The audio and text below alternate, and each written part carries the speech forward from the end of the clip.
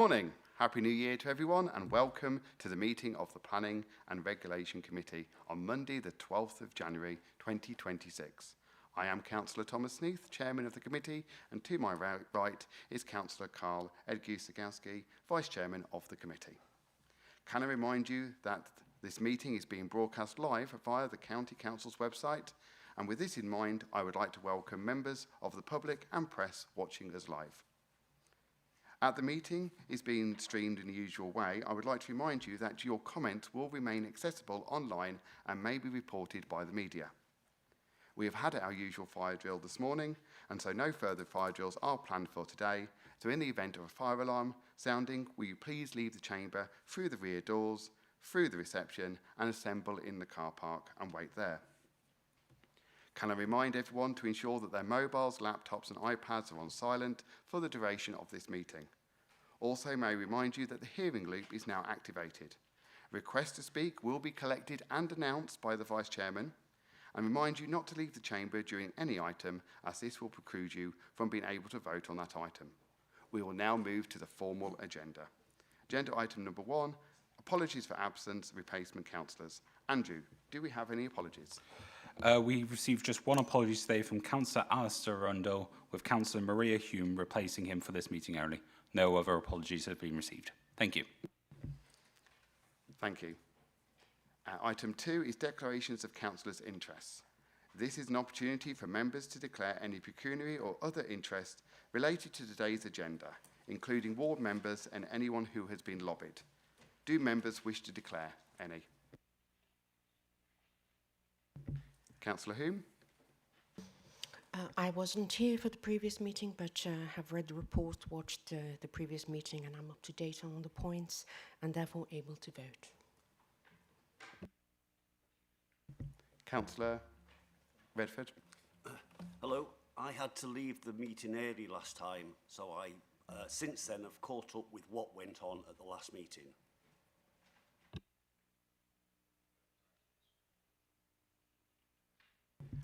And able to vote?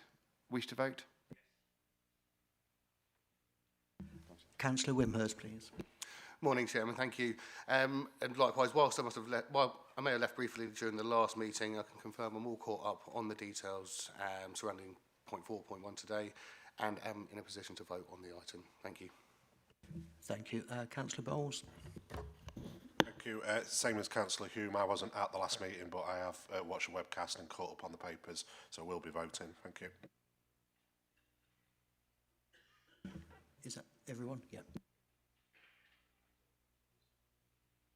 Councillor Wim. Thank you, Chair. Yeah, just on item 5.1, I am the division member in the area that the application is part of, but I've remained open and I'll take part in discussions and vote. Thank you. Wonderful. And I need to declare an interest on item 6.4 as the ward member for the area. Please can the record reflect all those councillors that have declared an interest and the regular item that they appointed to. We now move on to item 3, which is to approve and sign the minutes of the last meeting held on the 1st December 2025 as a correct and accurate record. The minutes can be found on pages 5 to 21 of the agenda pack. Do any members have any comments or suggested amendments regarding its accuracy?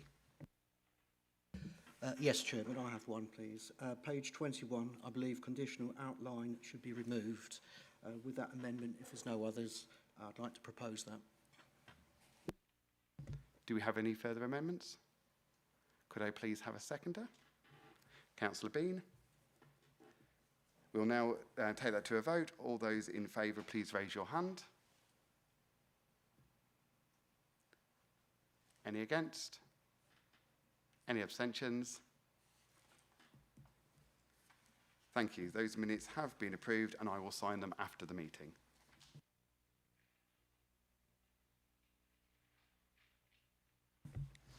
We now move on to the next agenda item, which is item 4.1, a supplementary report on the outline application for residential development of up to 70 dwellings with access and associated infrastructure at Cathedral Quarry, east of Rice Home Road, Lincoln. as submitted by the Lindham Group Limited and the corporate body of Cathedral Church. The committee's resolution on the 1st December 2025 was to defer, requesting sight of the viability information submitted with the application and the County Council's independent review of that information. The report's recommendation remains unchanged from that set out on the 1st of December 2025 committee report, except as amended as set out in the committee update with respect to condition 19 and 20. The 1st December 2025 report recommendation was, following consideration of the relevant development plan policies and the comments received through consultation and publicity, it is recommended on completion of Section 106 agreement that conditional outline planning permission be granted. Before I invite the officers to present the report, I must stress that any member of the committee is not to leave the chamber during this item, or it will preclude them from voting. I would now like to invite... Chairman, sorry. I've got a personal interest, so I'll leave for this item.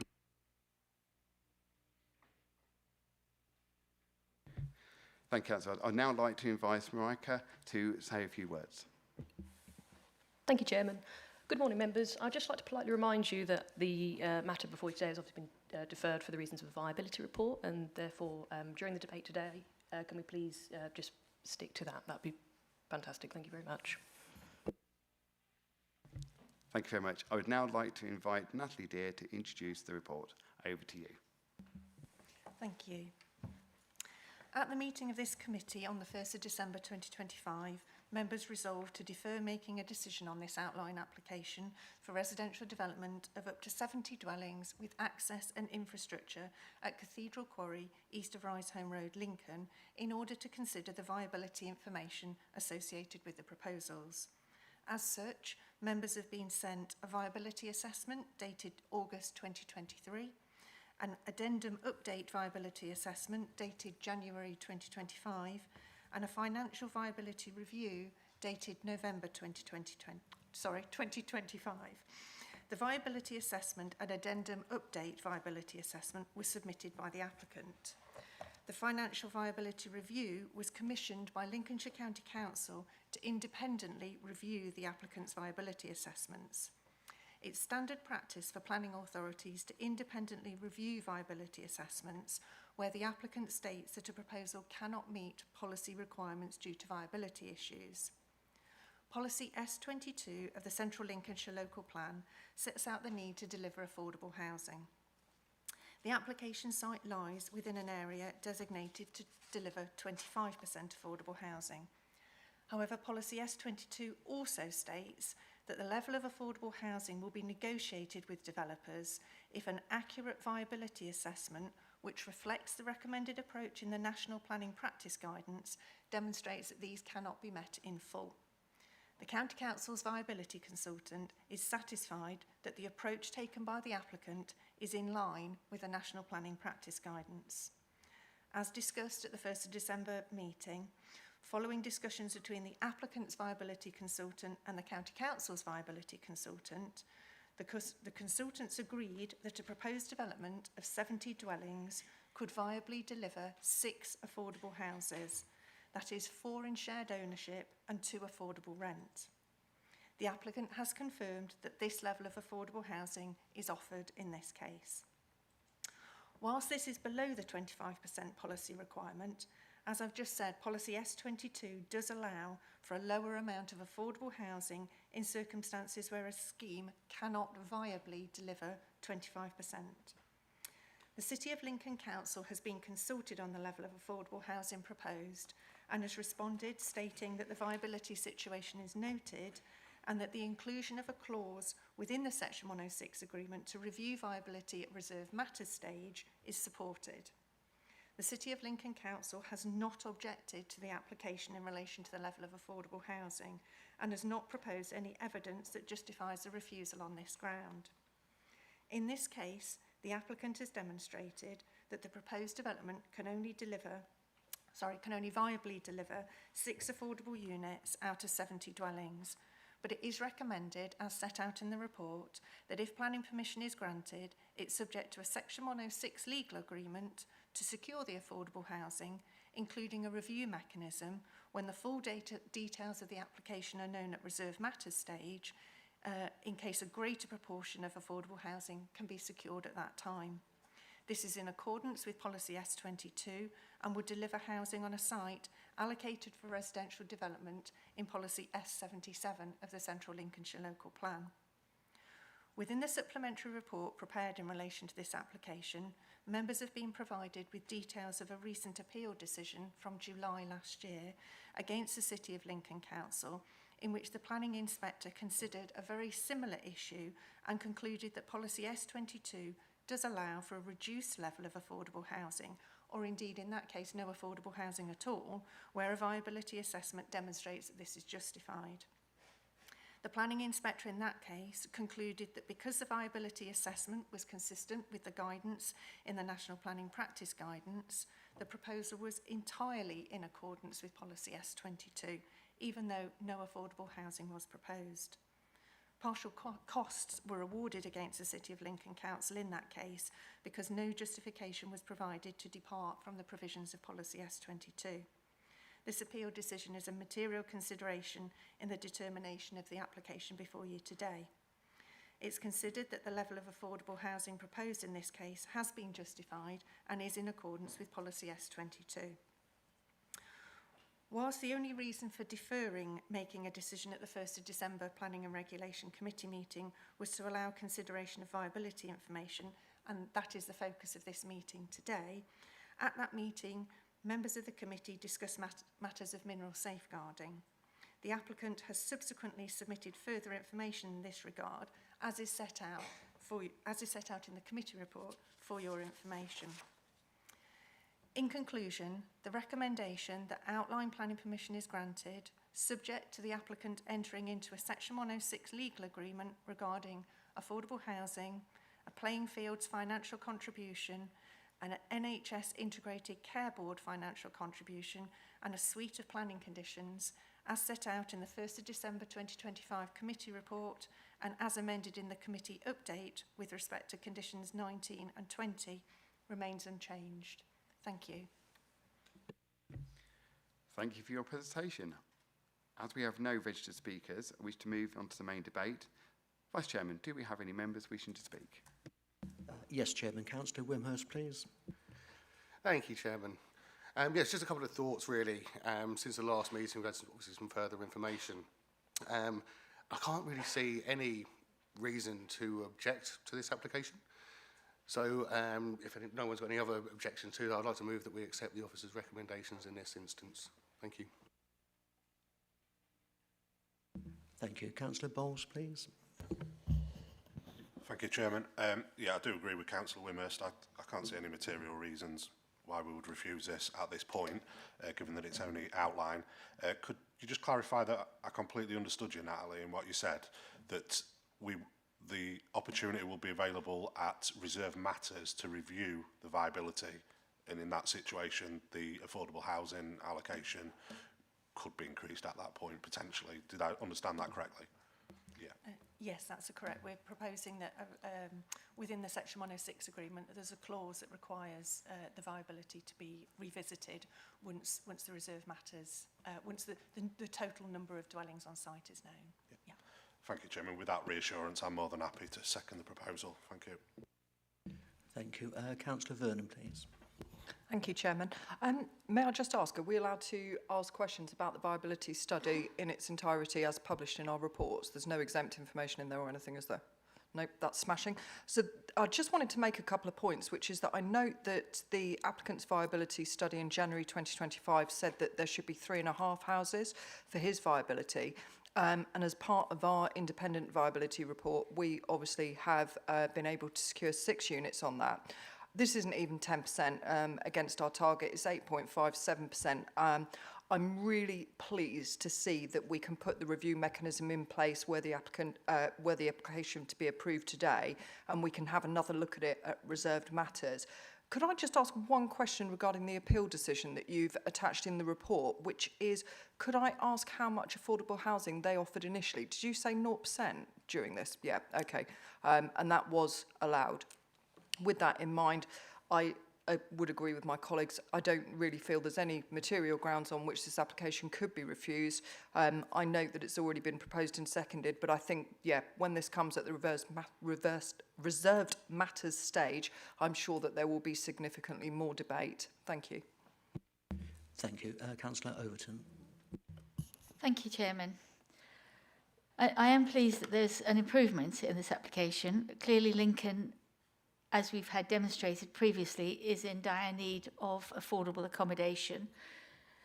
The viability assessment, I'm really pleased to have it in the public arena as we've done, and that's new, I think. I don't think we've had that before, and so I'm really pleased to see that having come forward. It's been legal for a little while, and appreciate that it's now there. On the point of the viability assessment, I have to say that the profit margins that they require are still little changed. Whereas normally, if you're investing, if you're a capital investor and you put some money in to property, you might expect a 4% return. So in the region of 15–20% is much higher. And I'm thinking that as time progresses, we might, it's not something we can do here today, but I hope that that profit margin will be coming down, not up. Point of order, Chairman. Is that profit margins relevant? I mean, they're an independent. Point of order. Councillor Overton, please continue. Yes. Yeah, it's fine. Yeah. So I think that's not one specifically for this application. And in general terms, I think you've got to start to look at what the government is expecting for us to give profit margins for those companies, and it may not always be the high levels they've had in the past of significant growth.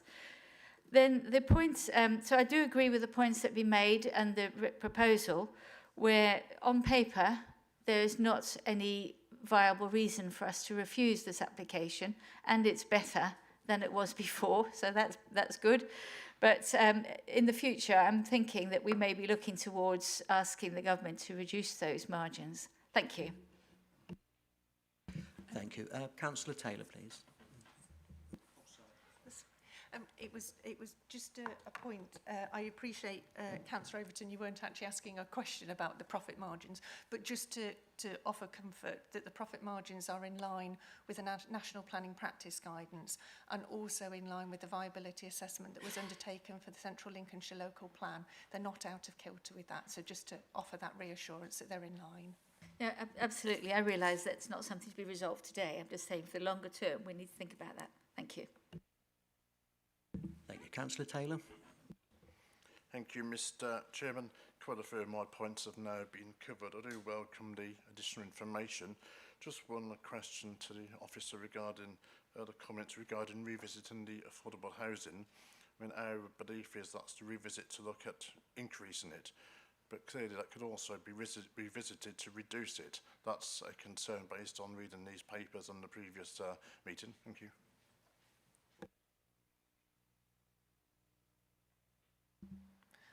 So we are proposing that the proportion of affordable housing, as set out in the recommendation, the committee report, the proportion of affordable housing would be secured through the Section 106 agreement with a review mechanism to allow that to be increased if it was profitable and viable to do so.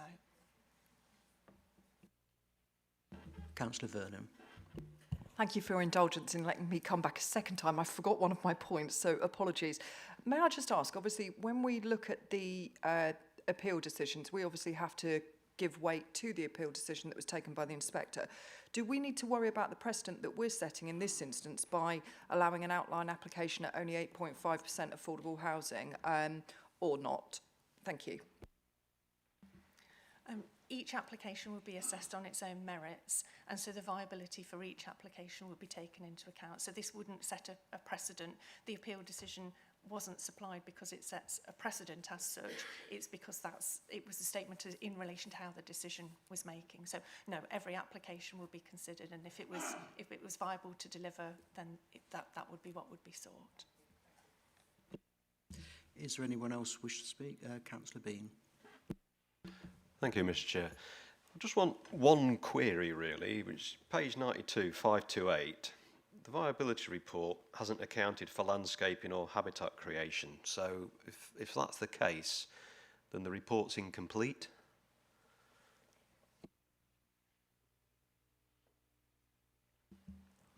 No, the report's not incomplete. The report's based on the information that's available at the time, and all of the information in relation to the costs that were identified have been put into this viability assessment.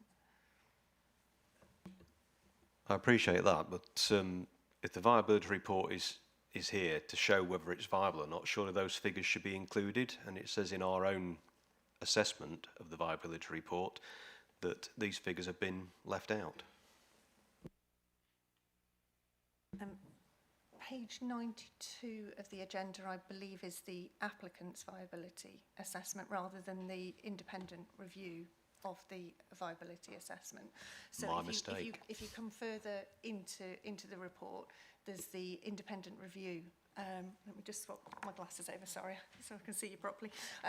So there's the independent review, which did consider all of the potential issues. So you'll see, if you just bear with me.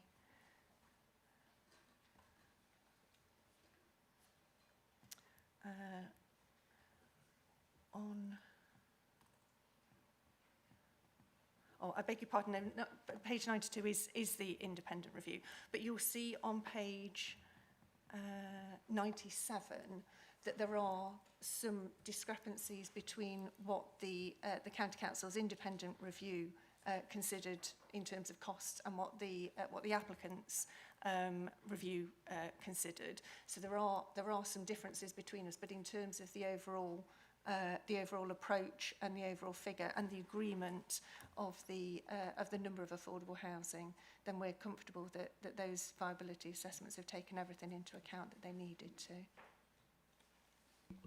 Very well, thank you. I just wanted to make sure we had a complete viability report. Thank you. With that, Chairman, we have no more questions. Thank you very much. We have had a proposal from Councillor Wimhurst that we accept the officer's recommendations as set out in the report, and that has been seconded by Councillor Bowles. With that in mind, I would like to take it to a vote. All those in favour, please raise your hand. Those against? Any abstentions? 2 abstentions. Thank you. That motion has been carried. We now move over to the next agenda item of this meeting is item 4.2, which is for the operation of an inert waste management facility retrospective at former MOD RAF Airbase on the B1373 Woodthorpe, as submitted by MHD Construction Services Limited. The report's recommendation is that, following consideration of the relevant development plan policies and the comments received throughout consultation and publicity, it is recommended that the planning permission is refused. As with our first application, may I remind members not to leave the chamber during any part of this item, or it will preclude you from voting. I would now like to invite... Chairman, sorry, before we start, should we bring Councillor Murray back into the chamber?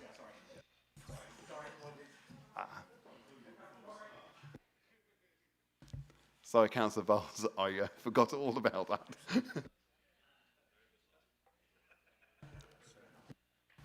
Wondered why Councillor Murray has been very quiet. He's not in the chamber. We'll go get him now. Thank you.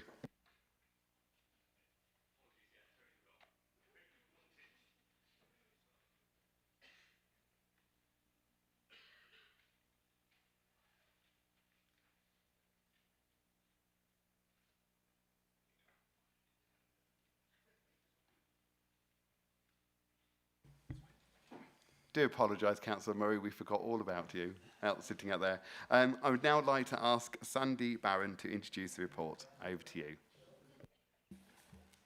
Thank you. As set out in the report, following an allegation of unauthorised development, the applicant applied for a lawful development certificate, and this was refused in June 2025, and consequently the applicant has now applied for planning permission to regularise the situation. Could I have the first slide, please?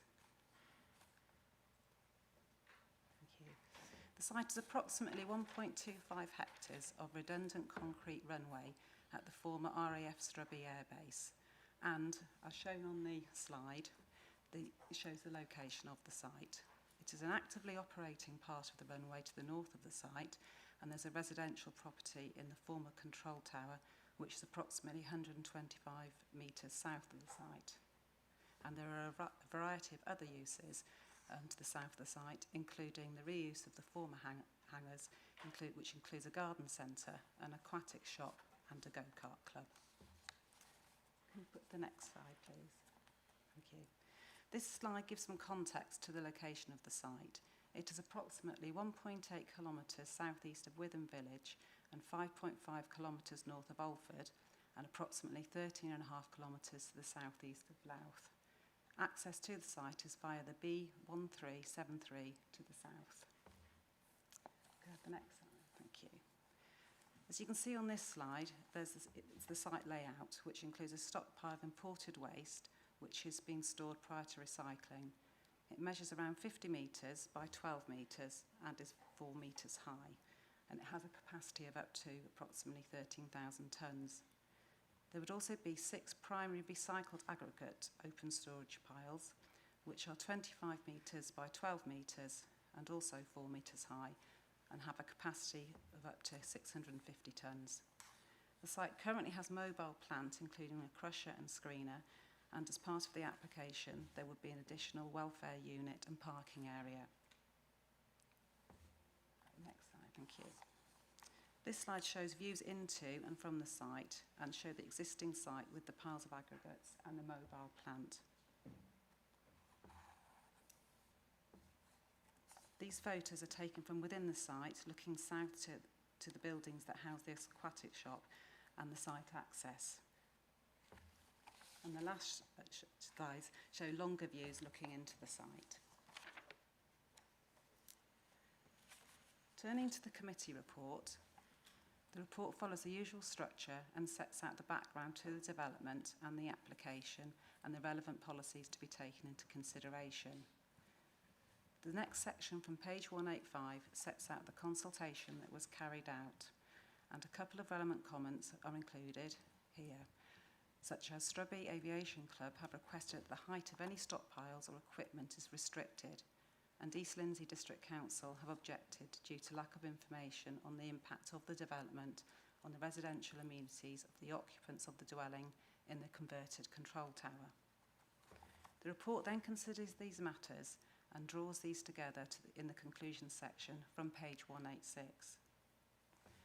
With regards to how the development fits with the policies, the report finds that in terms of development management policies, including policy DM3, the traffic figures put forward by the applicant for 28 movements per day would not be considered to have an unacceptable impact on the local highway network, and furthermore the Highways Authority have not raised any objections. In relation to landscape and visual amenity, the potential for views outside of the site is considered to be limited, and provided that the development is contained within the site area, it is considered that it would be unlikely to have a detrimental effect on the landscape. In terms of dust, the air quality assessment that was submitted concluded that the dust emission would not be significant. However, the noise impact assessment did not assess the impact on the nearest residential property, and East Lindsey District Council have objected. Due to this lack of information, it has not been possible to assess the extent to which the residential amenity of the nearest property would be impacted by noise generated from the adjacent waste management operations, or to determine the scope and extent of any mitigation measures that could limit any impacts to an acceptable level. With regards to the strategic policies, Policy M1 for recycled and secondary aggregates supports the recycling, processing of materials in appropriate locations as specified in Policy W4, provided that it accords with all other relevant development management policies. It is accepted that the principle of recycling and recovering inert construction, demolition and extraction wastes contributes to sustainable waste development management practices that are supported at both a national and a local policy level. However, a key principle of the waste management related policies in the Lincolnshire Minerals and Waste Local Plan is for waste facilities to be kept in and close to the source of waste to be processed, which for construction and demolition wastes are the main urban areas. To achieve sustainable development and reduce the number of traffic movements, this type of proposal is not encouraged by policies in the plan to be located in the countryside or rural settings.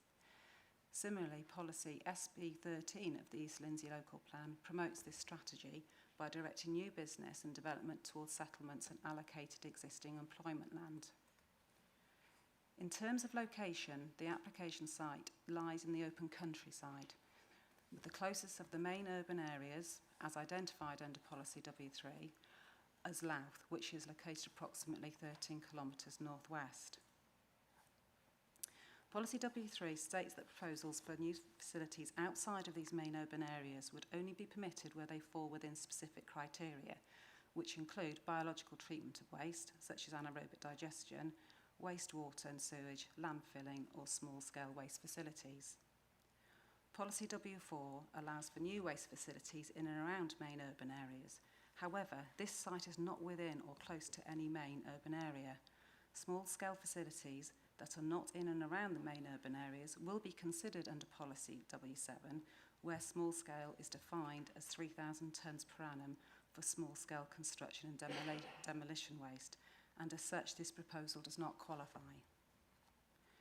Whilst it is recognised that the facility is located on previously developed land, i.e. a section of the redundant concrete runway, and the applicant has some history of working in the local area, it is not considered that a substantive case has been made by the applicant to demonstrate why this new waste management facility is essential in this countryside location.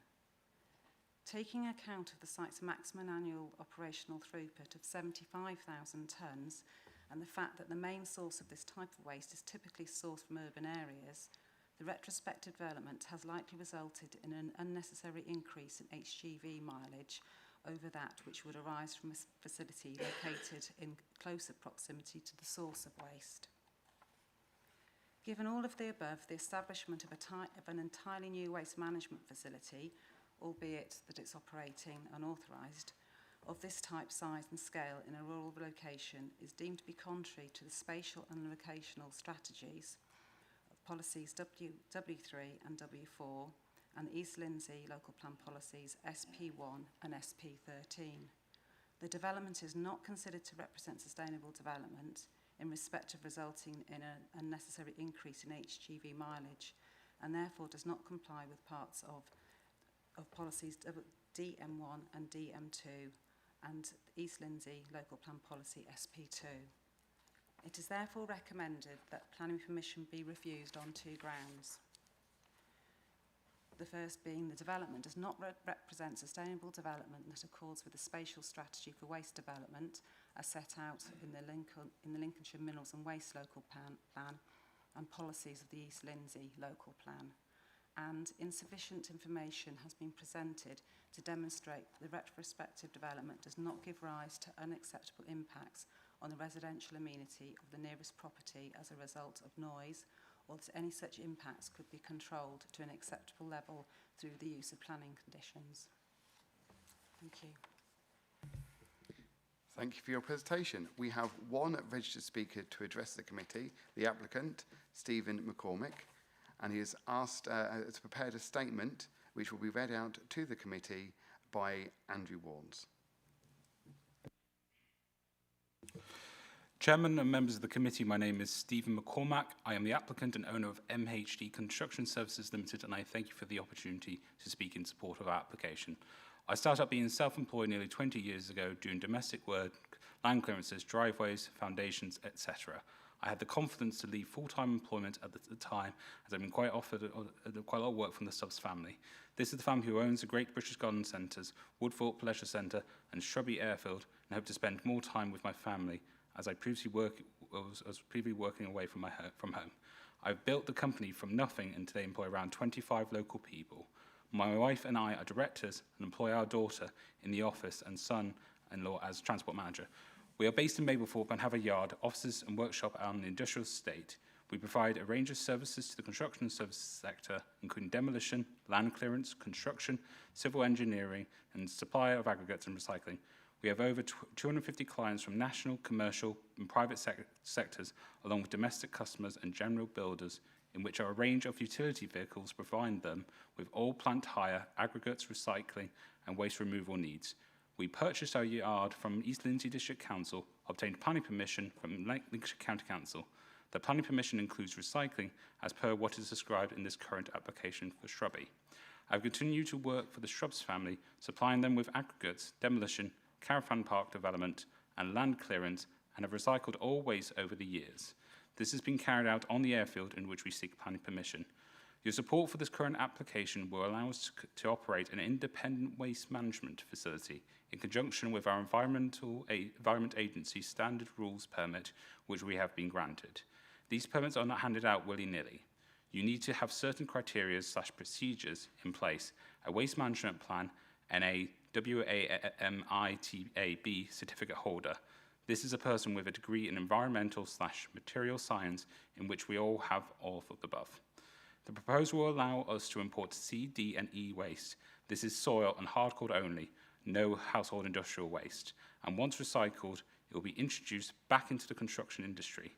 The proposals meet the aims of December 2024 NPPF paragraph 223B, which advises that planning policies should support the contribution that secondary and recycled materials and minerals waste before considering extra extraction of primary materials. Our proposal also meets the aims of Chapter 11 of the NPPF, entitled Making Effective Use of Land, e.g. Chapter 125C, which advocates that planning policies and decisions should give substantial weight to the value of using suitable brownfield land within settlements for homes and of identified needs, and in this case, the use of the former concrete runway.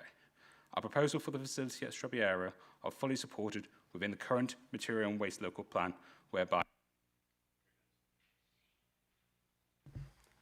Thank you, Andrew. I don't think you could have read it any quicker and get all the main points in. Thank you very much.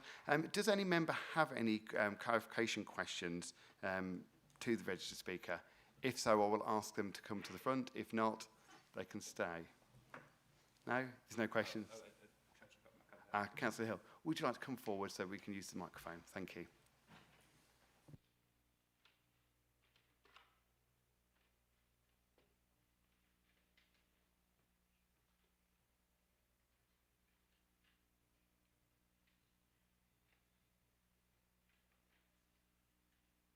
Thank you.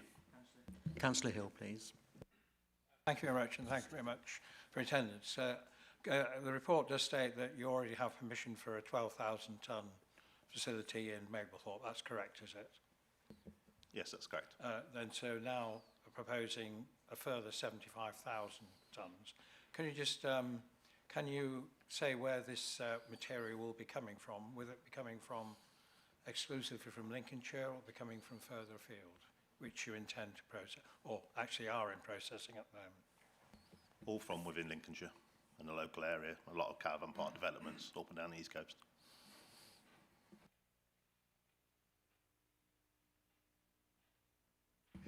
Councillor Hill, please. What assurances do we have that at a later stage the site would not be used for nuclear and or other chemical waste management? It's just something we'd never deal with. We haven't got the qualifications, and it would never happen.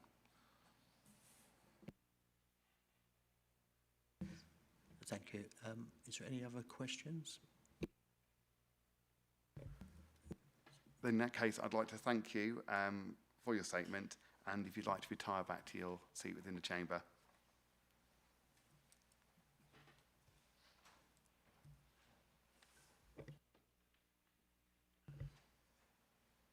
Are there any members of the committee who would like to make comment on the application? Vice Chairman. Any speakers? No, Councillor Hill. Thank you, Chairman.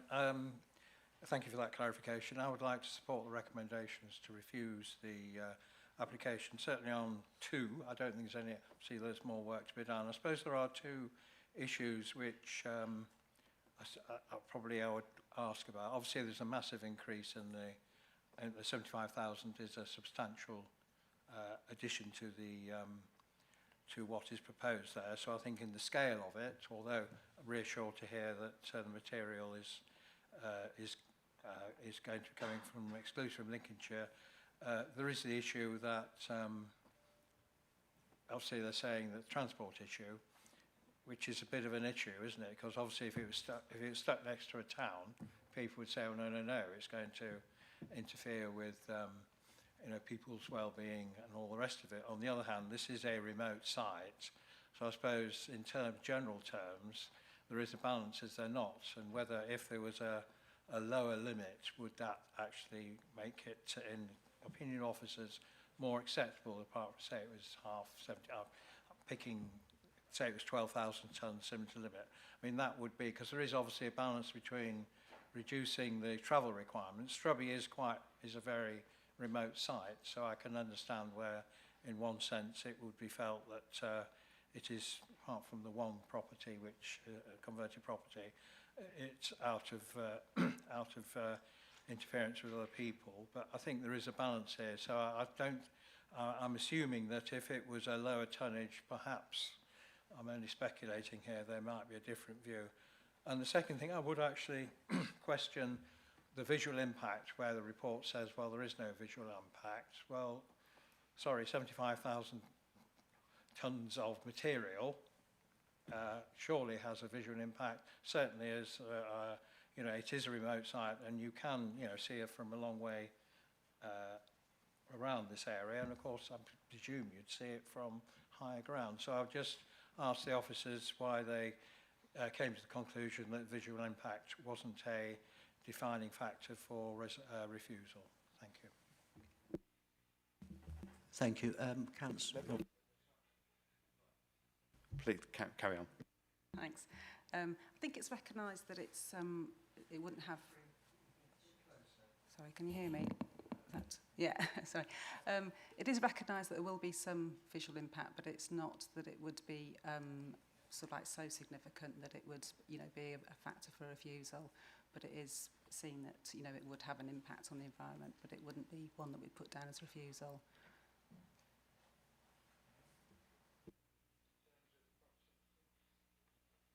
The proximity of the, sorry, one of the reasons for refusal is the transport, the long distances potentially for transporting material. So I just wonder the view on that, because there is a balance between transporting from large distances and trying to minimise the impact from urban areas.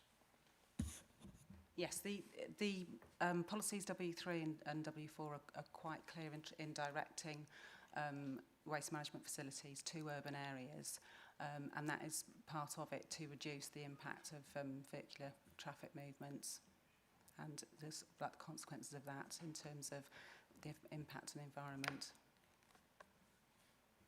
Just come back to it, but obviously say it's material which is locally sourced, it would not make sense for that. I mean, I don't know where the material is going to come from, but say it was locally sourced in various villages, let's say, presumably it would make sense to have some material, this done here rather than transporting it a long distance.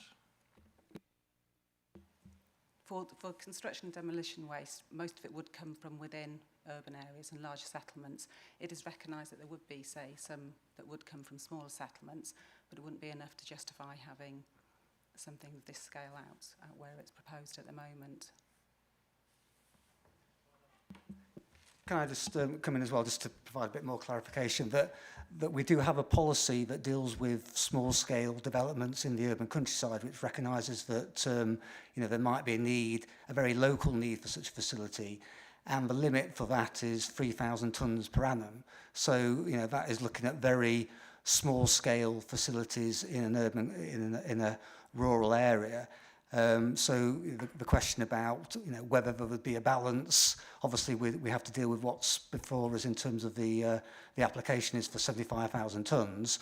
But if you wanted sort of a calibration there, What we sort of would say would be acceptable in a rural area is around 3,000 tonnes per annum, and that's picked up with a policy that deals with small-scale facilities, and clearly we've assessed this as a much larger scale facility that isn't acceptable in a rural location.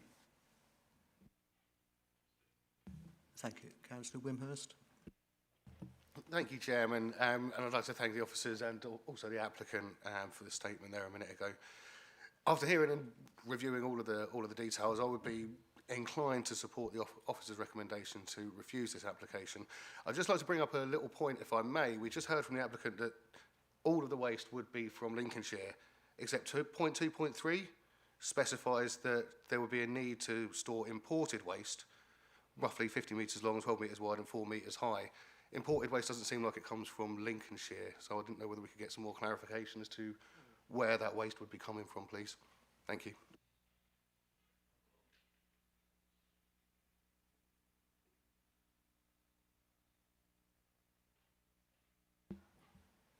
Sorry, can you just, did you want to answer? Can you just give the paragraph number again, please? You're looking. It's point 2.3. So drawing number 106 S02 revision B shows the applicant intends to store imported waste awaiting recycling in a single pile measuring approximately 50 metres long, 12 metres wide and 4 metres high. That's the waste. Oh, okay. I think that's the answer. I think the word importing means bringing it into the site, not technically coming from a different location. Perfect. Thank you. Just wanted to clarify the terminology there. Very good question to clarify clarification, but I think the import in this instance means bringing it to the site. Wonderful, thank you. Is there any other questions? No. Councillor Overton. I think we've passed questions, aren't we? We're on discussion now, I hope. Yes, thank you. No, that's fine. I'd like to second the recommendation if it hasn't already been seconded. I have enormous sympathy for a good local business that's trying to, make some money and do a good job. However, the point about planning is that it should be plan-led, and the idea is that we look at the locations and the area and the land areas we've got, and we try to make policies that match what would be best for everyone, both for the developers, for people running businesses, and for residents. And that's the balance that we are here, that we have in front of us here. And I think it is important that where the policy is in place, and it was interesting to hear that a small local facility might be appropriate if that's where the waste was arising from, but it's not.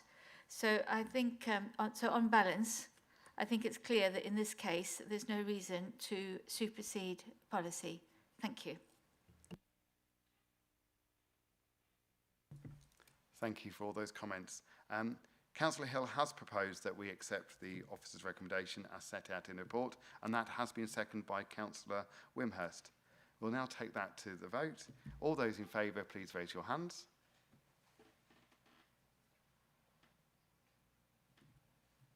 Those against? And any abstentions? Thank you. That motion has been carried.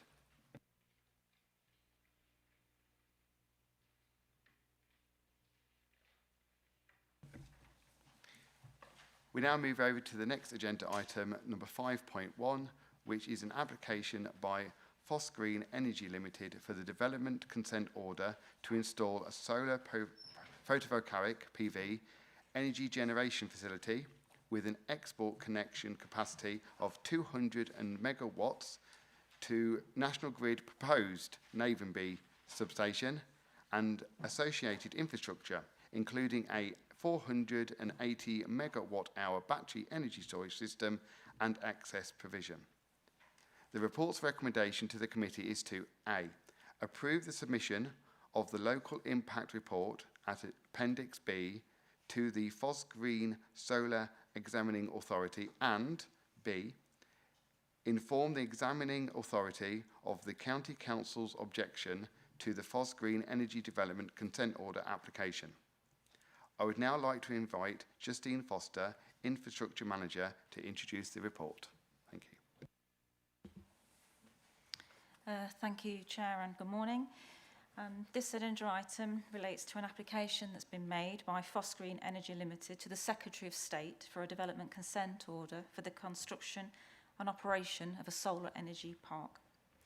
The Council is a statutory consultee in the development consent order process and is required to provide its comments on the application to an examining authority appointed by the Secretary of State, who will, following a 6-month examination, make a recommendation as to whether the development consent order should be granted or not. The Council is not the determining authority for this proposal. The committee report under consideration today seeks approval for the submission of a local impact report, which is included as Appendix B. The local impact report details the Council's proposed comments to the examining authority regarding the likely impacts of the development. Additionally, the Council is invited to submit written representations on any matters relevant to the proposal. The objections outlined in the committee report's recommendation are intended to form the basis of the Council's written response. An application for this proposal was made in July 2025, and in August 2025, the Planning Inspectorate accepted it for examination. The examination in public commenced on the 6th of January, and an examination timetable has been published, which sets out dates for various hearings and also deadlines by which information should be submitted by interested parties.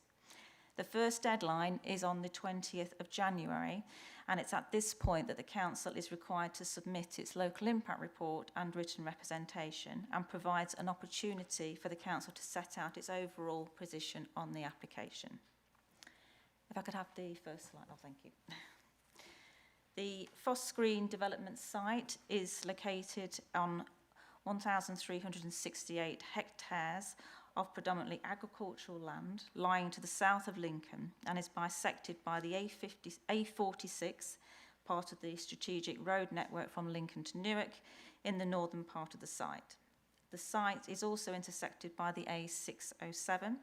The A15 lies to the east of the proposed development site. The land all falls within the administrative area of North Kesteven District Council. Can I have the next slide, please? This next plan shows the site in closer detail. I appreciate at this scale it still appears quite small. It has two main areas. The principal site, which covers an area of 1,070 hectares, is shown in the light and dark green solid colours between the villages of Thorpe-on-the-Hill and Moreton Hall to the north, Haddington, Witham St Hughes, Thirlby and Auburn in the central area, and Bassingham and Norton Disney to the south. The cable route corridor comprises of 351 hectares of land and is shown in the hatch green on the plan, and extends southeast from the principal site area to the location of the proposed Navenby substation. The principal site would be the area that's proposed for the solar arrays, an on-site substation and battery energy storage system, BESS for short, as well as for areas for landscaping and mitigation. The cable route corridor would connect the development to the proposed Navenby substation, where the development proposes to connect to the national grid. The cable route would be constructed using an open trench method, and where required, trenchless methods such as microtunneling, boring or horizontal directional drilling would be used. The total length of the cable route corridor is approximately 10 kilometres. The cable route corridor is crossed by the A607 to the north of Navenby. The development site primarily consists of farmland interspersed with individual trees, small woodland blocks, hedgerows, linear tree belts, farm accesses, and local transport roads as been described. The nature of the landscape is largely flat with open views. The area predominantly consists of Grade 3A and Grade 3B agricultural land.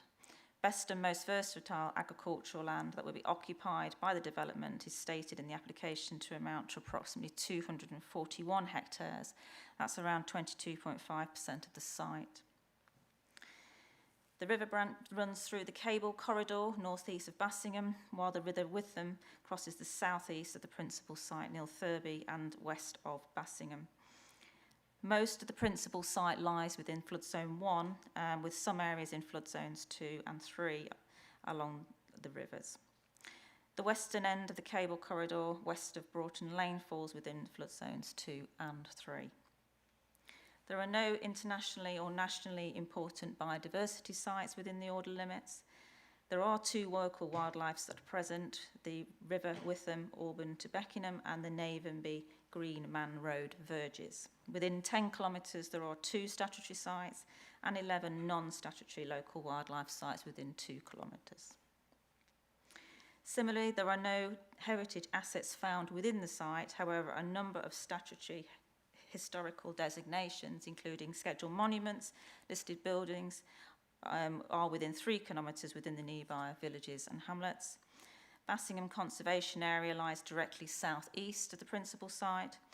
Boothby Grafford Conservation Area is 100 to 200 metres south and west of the cable corridor, and Colby Conservation Area is about 500 metres north. There are 36 public rights-of-way which intersect with the site, the principal site, and 5 with the cable route corridor. Parts of the site are also located in mineral safeguarding areas for sand and gravel and limestone. If I could have the next slide, please. This plan shows the central area of the site in more detail and identifies proposed locations for some specific aspects of the development. The development would consist of solar, photovoltaic, electricity generating areas, an on-site substation, a BESS, a 400 kV cable route corridor to connect the development to the grid, and other associated infrastructure, as well as landscaping, habitat management, biodiversity enhancements and amenity improvements, alongside works to facilitate vehicular access to the site. The energy park would have a generating capacity of between 319 to 384 megawatts and a 240 megawatt export capacity to the national grid network. The scheme would have an anticipated operational life of 60 years. The overall lifespan of the entire proposed development, encompassing construction and decommissioning, is expected to be approximately 64.5 years. A detailed description of the development is set out in section 2 of the committee report. The areas proposed for ground-mounted solar PV generating areas are shown by the light blue areas on the plan, and would have a maximum height of 0.8 metres and a maximum height of 3.5 metres above ground level. A 480 megawatt hour capacity BESS designed to provide peak generation and grid balancing services to the national grid would also form part of the development. The application proposes 2 options for the BESS at this stage, the first being a distributed system with units located in the solar stations in compounds 33 metres by 27 metres, or a single centralised compound 315 metres by 165 metres. The location of the single centralised compound would be in the area shaded in brown on the plan as highlighted by the red ring. Adjacent to this, the on-site substation would also be located, and that's shown by the pink colour immediately adjacent. The electricity generated by the proposed development would be exported by a 400 kV underground cable connection between the on-site substation, which is shown in there in pink, to the proposed National Grid substation at Navenby. The Navenby substation would be built and owned and operated by the National Grid Energy Transmission, separate to the Foss Green proposal. This substation does not form part of the development consent order application and will be subject to consent through an application under the Town and Country Planning Act regime to North Kesteven District Council in due course. The principal site would have 13 access points and the cable corridor would have 7. And these are shown by yellow dots on the plan if you can pick them out. HGVs would use the A46 for the principal site and the A15 for the cable route corridor before joining local roads to reach these points. The plan also shows areas proposed for new green infrastructure and existing tree and woodland areas in various shades of green. The development would see the loss of some trees, shrubs and hedgerows as part of the development. A number of right-of-ways across the site are proposed to be diverted both temporarily and permanently, The proposal does, however, also include the creation of new permissive paths, which would offer potential to establish connections within the existing public right-of-way network. The construction phase is anticipated to commence in 2031, subject to the DCO being granted in 2026, and would last for 2 to 2.5 years. It is anticipated that the development would be capable of connecting to the grid during 2033. If granted consent, the Navenby substation is proposed to commence construction in late 2026 and be completed by 2029. Could I have the next slides, please? Okay, these next few slides just show some illustrations of what the development might look like visually. This slide shows a few examples of solar PVs and mounting structures and examples of the types of additional infrastructure that would be needed in the solar PV areas, such as transformers and inverters. This next slide just shows an example of what a centralised BESS compound might look like, and also one under construction.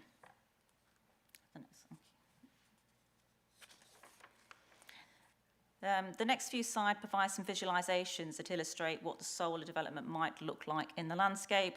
This particular viewpoint is at Thorpe on the Hill, looking south. Can I have the next slide? Thank you. The top photograph is of the view of the landscape as it is now, and it is typical of the landscape in this part of Lincolnshire. The lower photograph is at year 1 following construction. Can I have the next slide, please? And these final 2 photographs show what the site might look like at year 15, once the vegetation is established, both in winter, which is the top photograph, and in summer, which is the lower one.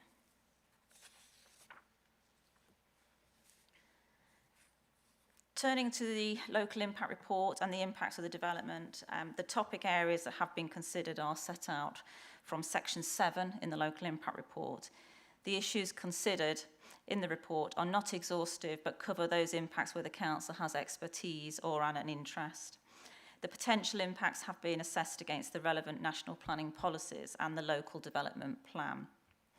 The local impact report identifies positive, neutral and negative effects that could arise as a result of the development at this stage. It should be noted that the national planning policy, as set out in the overarching National Policy Statement for Energy EM1, considers this type of development as critical national priority infrastructure. The Foss Green solar energy proposal aims to contribute to renewable energy generation with a grid export capacity of 240 megawatts. This aligns with the objectives of the MPSs and key national government commitments. While the project has the potential to deliver positive outcomes through the production of clean renewable energy, support for the scheme is contingent upon it demonstrating that any significant adverse environmental impacts can be effectively managed or mitigated through the development consent order process. There is also the potential for this proposal to deliver biodiversity net gain, improvements to the public right-of-way network, and potential for some socio-economic and wider community benefits. However, the examining authority will need to balance any positives against the potential negative impacts. The local impact report sets out the likely issues and impacts that may arise from construction, operation and decommissioning of the development. Whilst I don't propose to go through all the issues set out in the local impact report in detail, as members will already be aware of them from having seen the report, and it is quite a detailed and lengthy report. But I would like to highlight those topics where the Council has statutory responsibilities and those that are currently considered to be most significant in terms of the potential for negative impacts, and form the basis of the recommendation to raise an objection to the proposals in the Council's written representation. Turning firstly to landscape and visual, we have commissioned AAH landscape consultants to review the application on behalf of the Council, and their full comments are appended to the local impact report. By virtue of its scale and massing, it is considered that the development would result in significant adverse effects on the local landscape character and visual amenity during all key stages of the development. The development has the potential to transform the local landscape by altering its character on a large scale across an extensive area. This landscape change also has the potential to affect the wider landscape character at a regional scale by replacing large areas of agricultural and rural land with solar development, affecting the current openness, tranquility and agricultural character that are the identified as defining characteristics of the area. It is also judged that this would likely be classed as a permanent project in regards to landscape and visual matters, spanning several generations, fundamentally altering the character of the site and its surroundings, replacing open agricultural fields with extensive solar infrastructure. This represents a substantial and long-term change to the openness, tranquility and rural character of the area. The visual assessment identifies numerous receptors experience significant adverse visual effects during construction and early operation, notably users of the key public rights-of-way network and residents in proximity to the development. Cumulative effects are acknowledged within the landscape and visual impact assessment. However, the scale and extent of existing and potential future energy developments across the district and region are likely to lead to a more transformative combined impact than suggested. It is considered that regional landscape character may be fundamentally altered and sequential visual effects across multiple solar schemes may be underplayed. Turning to ecology, the impacts arising from the development have been identified in the environmental statement, and these range from minor adverse impacts to significant adverse, depending on the species, habitats and site concerned. Measures to address these impacts are proposed, but these would need to be secured in the development consent order if it is granted. Subject to these being secured and delivered as proposed, it's considered that development would have a minor temporary negative impact on ecology during the construction phase. The proposal also aims to deliver biodiversity net gain, and based on the current plans, the proposal is predicted to deliver biodiversity net gain, which could result in a positive outcome if the anticipated levels are secured in the DCO. In terms of traffic and transport, the Highway Authority are satisfied with the assessment that has been undertaken and do not expect capacity issues on the highway network as a result of this development. No objection on traffic and transport grounds have been raised by the Highway Authority. The proposed temporary closure of footpaths during the construction is likely to negatively affect the accessibility and overall functionality of the wider public rights-of-way network. Despite the inclusion of a new permissive path, the overall impact on the right-of-way network is considered to be negative. Turning to flood risk, the majority of the site is located in areas of low risk of flooding, flood zone 1. However, parts of the site are located in flood zone 2 and 3, which are areas of the highest risk of flooding. The council, as the lead local flood authority, have not raised any concerns regarding the assessments undertaken by the applicant regarding flood risk and surface water drainage. In terms of the site selection process, the National Planning Policy Statement EM1 requires a sequential test to be followed to direct developments to areas with the lowest risk of flooding, considering all flood sources and climate change. Even if a flood risk assessment shows that the development can be made safe without increasing flood risk elsewhere, the sequential test must be met. If low-risk areas are unavailable, the test should compare sites in medium-risk areas, and if none are available, then in high-risk areas. The approach to this sequential test and exceptions test, which has been engaged due to parts of the Foss Green site lying in flood zones 2 and 3A, are considered to be adequate. However, the local impact report highlights to the Foss Green Examining Authority that in similar circumstances on other solar projects, for example the Springwell scheme nearby, where solar panel arrays fell within higher flood risk areas, the Examining Authority has sought to remove areas of affected panels. Moving on to cultural heritage, concerns are raised in the report about the assessment of heritage. A comprehensive assessment of the potential impacts on heritage and a critique of the applicant's assessment to date is set out in section 14. It is considered that development would result in harm to a number of individual designated and non-designated heritage assets. The absence of a group value farmsteads assessment is also considered to be a substantive omission from the applicant's assessment. Based on current information, the impact on built heritage assets is not convincingly justified, and further assessment and mitigation is needed to meet planning policy requirements. There are also concerns about the level of archaeological assessment undertaken to inform the application to date, specifically the lack of site-specific assessments across a range of development stages where extensive groundworks are planned. The Council's Historic Environment Officers dispute the conclusions of the environmental statement that there would be no significant archaeological impacts. Any archaeological disturbance would be permanent, and claims of neutral post-mitigation effects are considered to be premature, given an incomplete assessment and baseline evidence at this stage. Section 15 of the Local Impact Report considers the impact of the development on agricultural land and soils. As we've seen with other large-scale solar schemes, there would be a loss of best and most versatile agricultural land, which is considered to be significant at district and county level, particularly when considered cumulatively with other large-scale solar schemes in the wider area that have either been granted consent or are in the development consent order process currently. Concerns are expressed about the incremental loss of best and most versatile land to large-scale infrastructure projects, which intensifies the pressure on remaining agricultural land to maintain food production, and this could lead to increased reliance on food imports, raising concerns about sustainability due to longer supply chains, high carbon emissions, and food miles. It is concluded that should the development go ahead, there would be a significant loss of high-grade agricultural land with consequential negative impacts on economic and other considerations. And in light of the other NSIP and Town and Country Planning Act projects in the wider district and county, there are potentially significant cumulative effects that would arise.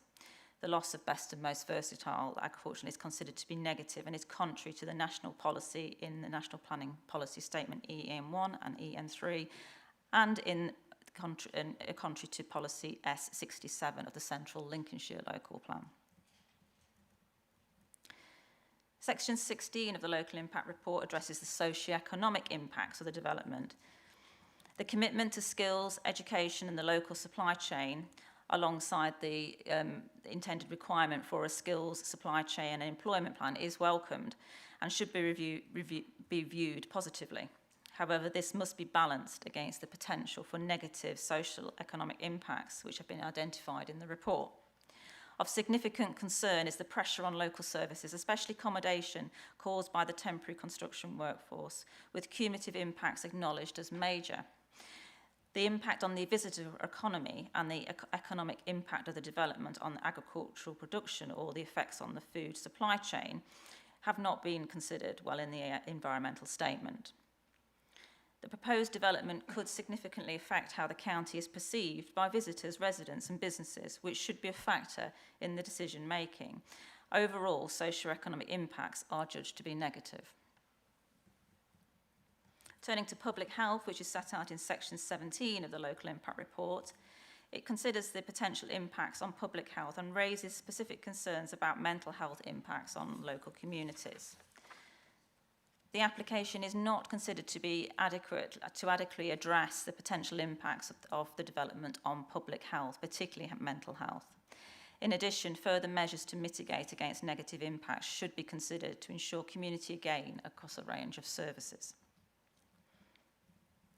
In respect of mineral safeguarding, further details are considered to be needed. While the applicant argues the development is temporary, its 60-year lifespan far exceeds the minerals and waste plan period. This raises uncertainty about future mineral needs within the safeguarded area and creates a conflict with the Lincolnshire Minerals and Waste Local Plan Policy 11, potentially limiting the council's ability to maintain a sufficient mineral land bank. There are also significant concerns about the generation of waste. The cumulative impacts of this, combined with other multiple large-scale solar farms that have been either now been consented or are planned in Lincolnshire. With no current facilities within the UK to recycle solar panels at this scale, this is a growing concern for the council, not only considering decommissioning, but also from the replacement of panels within the development's lifetime. Additional information is needed to demonstrate how waste arisings from solar infrastructure would be sustainably managed. Turning to cumulative effects, This is highlighted within the report. There are currently 6 granted development consent orders for solar farms and 7 other NSIP scale solar farm proposals at various stages of the development consent order process in Lincolnshire. In addition to this, the county is host to a further 11 NSIP proposals, including 5 Great Grid upgrade proposals and a new Lincolnshire reservoir. The cumulative impacts of the Foss Green Energy Park combined with the other developments identified could be significant and include, but not limited to, landscape and visual effects, the long-term loss of best and most vertical agricultural land, socio-economic factors and waste.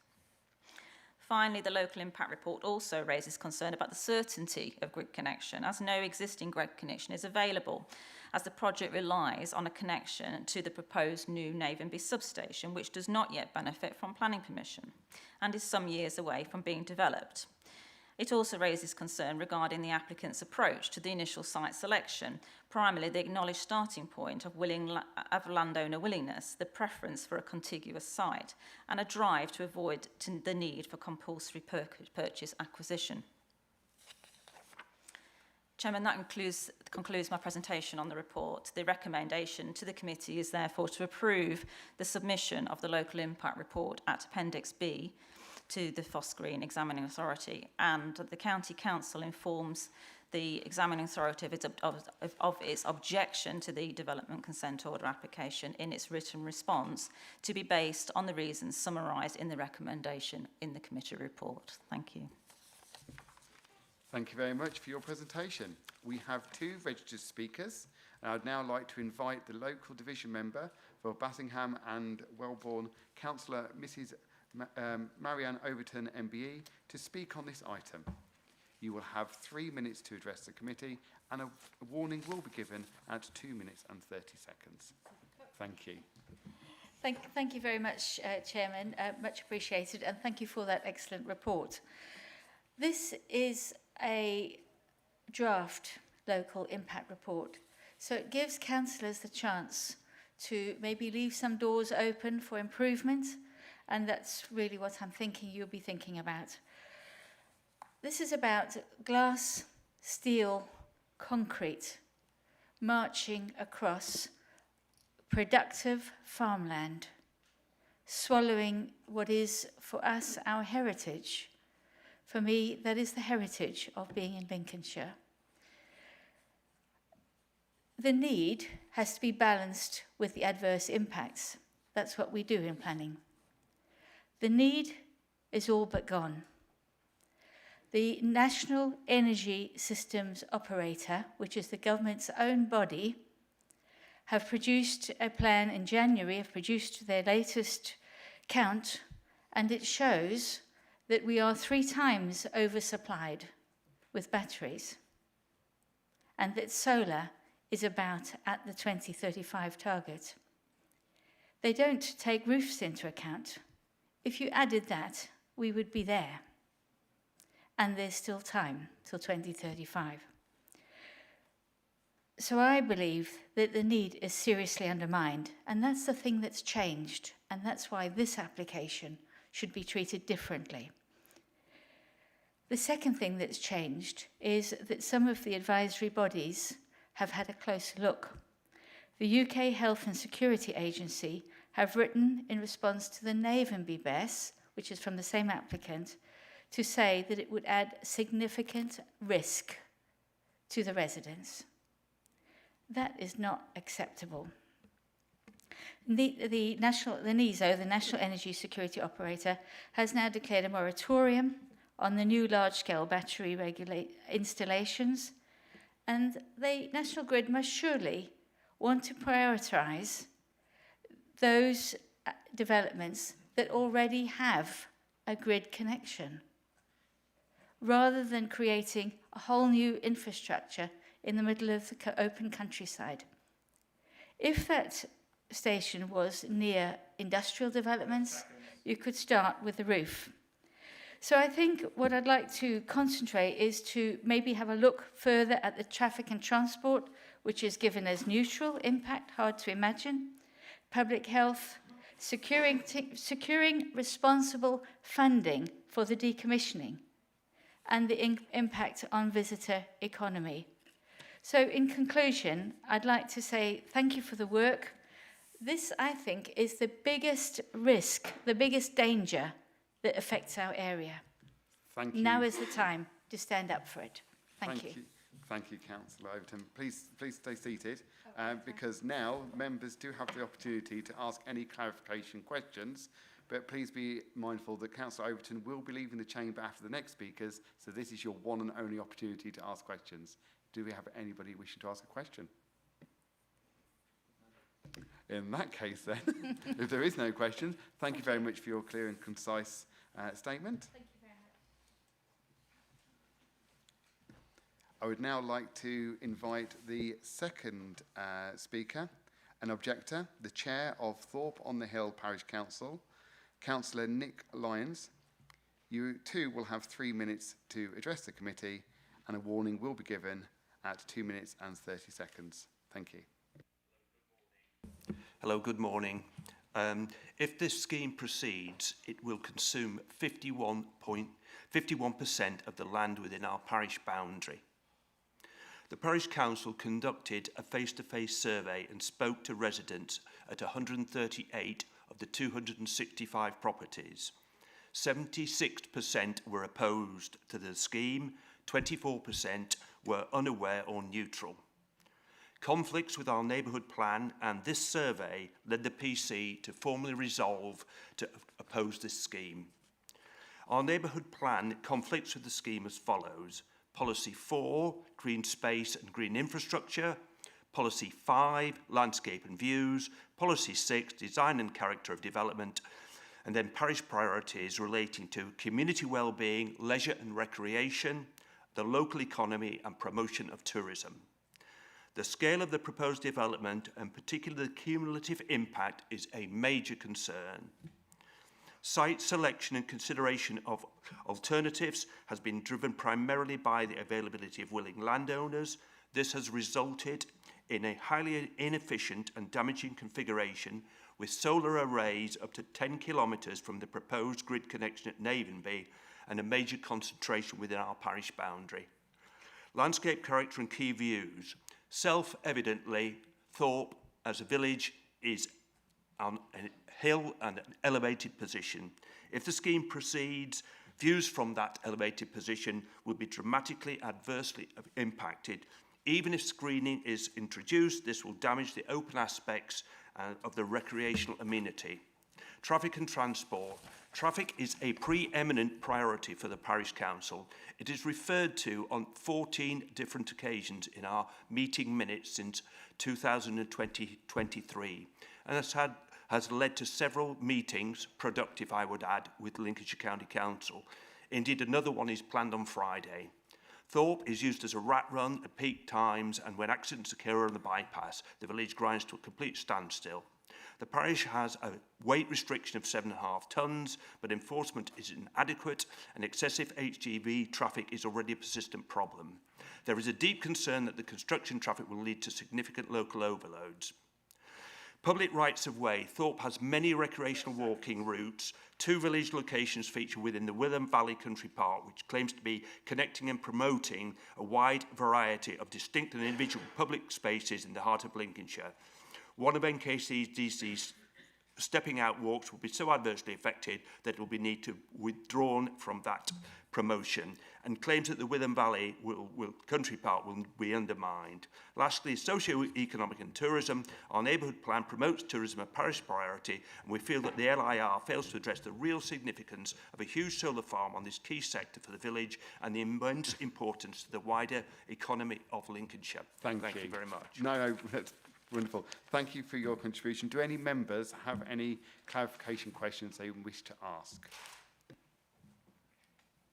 In that case, thank you so much indeed for your comments. I would now like to thank Councillor Overton to retire from the chamber during the item. Thank you so much. Are there any members of the committee who wish to make comment on the application? Vice Chairman. Councillor Hill. Thank you. And I think obviously very much would support the proposal as put forward, because this will have a massive effect all on its own, never mind about cumulative impact. Just to remind members, we are talking about 3,000 acres of solar panels, of which they'll be 11.5 feet high, or 3.5 meters. So we're not talking low-lying panels that we see currently in many parts of Lincolnshire. We are talking high structures and the potential for a best, which obviously hasn't even got permission yet. So obviously applicant's not here, but obviously they're talking about a perimeter fence. Is that all of a 3 which is 2 meters, which is obviously lower than the 3.5 metre peak of the panels. So is the proposal that all the way around there'll be this mesh fence all the way around? That will be, I've just asked the question, that would be miles and miles of it, but then the panels would still overtop. And I know a nice hedge was shown in the picture of how they're going to mitigate the visual. I don't think that was a 12-foot high hedge, was it? I'm not sure a 12-foot high hedge would be sensible anyway in terms of whether it's manageable or indeed for other keeping the roads passable and all the rest of it. So, and the lack of addressing the cumulative impact issue, because it's not only these 3,000 acres, as we are well aware, across Lincolnshire, but even nearby, they're already either in train or permission granted already for other substantial solar farms. So I think in terms of the it will industrialise this part of Lincolnshire and be added on to all the other parts of Lincolnshire which have had it. The cumulative impact hasn't really been, has not been addressed by the applicant. So again, I think that's something that also needs to be a reason why we should actually be strongly against this, or strongly putting strong comments in to the people who will finally decide. I think it is a massive issue here, and when you look at the map and look at the how much of farmland will actually not only be taken out of production, but more importantly, the visual impact will be massive, and it's no good anybody pretending anything other than that. So very much in favour of strong comments, but I'd just be interested in the wire mesh fence. Is there an estimate of just how many miles of that there will be? Because it will be quite substantial. Obviously not on the corridor where the cable is, but I don't know whether anybody has that sort of details to hand, but I think it will be substantial, and if we don't know the exact figures. Thank you, Chairman.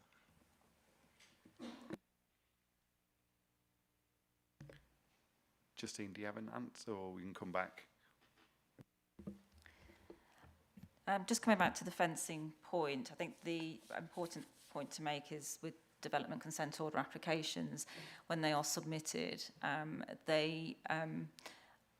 because the detailed design is not always fully understood at the submission point, many matters regarding detailed design have to come in as reserved details under the requirements. So whilst the application does give an indication of the types of infrastructure that will be required at this point in time, it is not fixed until those detailed designs are provided. But it's typical that the more significant fencing will be around the areas such as the BESS compounds and the on-site substation compound, with sort of less intrusive fencing on the perimeters if it's proposed. So at this stage I couldn't give you a figure on sort of what the total mileage would be in terms of fencing, but other than what's sort of indicatively set out at the moment, which there is some details included in the committee report on that in the description. Yeah, I accept that, but obviously it's possible for us to give comments that there will be an impact of a fence, even though we're not sure at this stage. The implication is, from the words, that it will be all the way around where the solar panels are.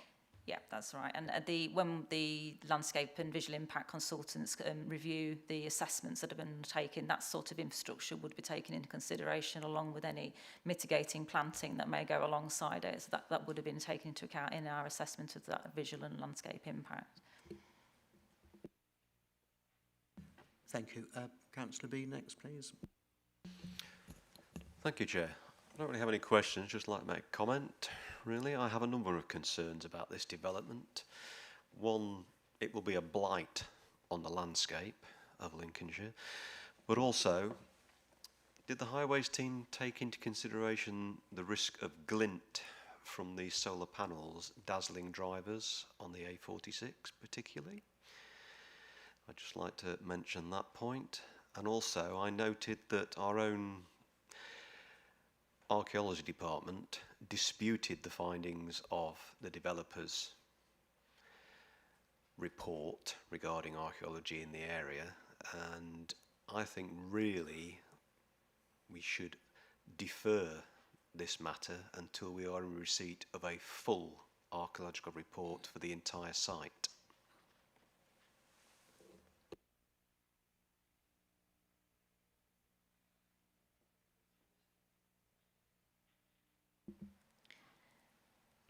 Just in terms of glint and glare, these assessments do form part of a development consent order application. So the Highway Authority will have had sight of all the documents submitted, so would have been able to review that accordingly. In terms of the archaeology, I totally appreciate what you're saying, Councillor Bean, about not having the full matters in front of us at this stage, which is one of the points that we've highlighted within the local impact report. And this is not unusual on schemes of this scale. Further submissions we will expect to come in as part of the overall DCO process, and this will go through into the requirements as well, because there will be a requirement as well for further work to be further submissions and work to come in. You'll note sort of from my beginning of my presentation, the examination of a DC application runs to a very strict and tight timetable, and the first submission point is the 20th of January, at which point we have to submit our local impact report and written representation at that point. And that is set by the examining authority, and it's completely out of our control. What I will say is there are other points throughout the examination, other deadlines where we can make further comments, but there wouldn't be another opportunity for us to submit a local impact report. So at this point we will need to make a resolution to submit a local impact report. So deferring, I don't feel would be appropriate in this particular circumstance. But we will continue to engage with the applicant over that level of archaeological work. We did have a hearing on this last week at the examination as well, so the examining authority is already well aware of the council officer's position on archaeology, and that more work needs to be done, and this will be backed up by our submission on the 20th of January. Thank you. Councillor Vernon, please. Yeah.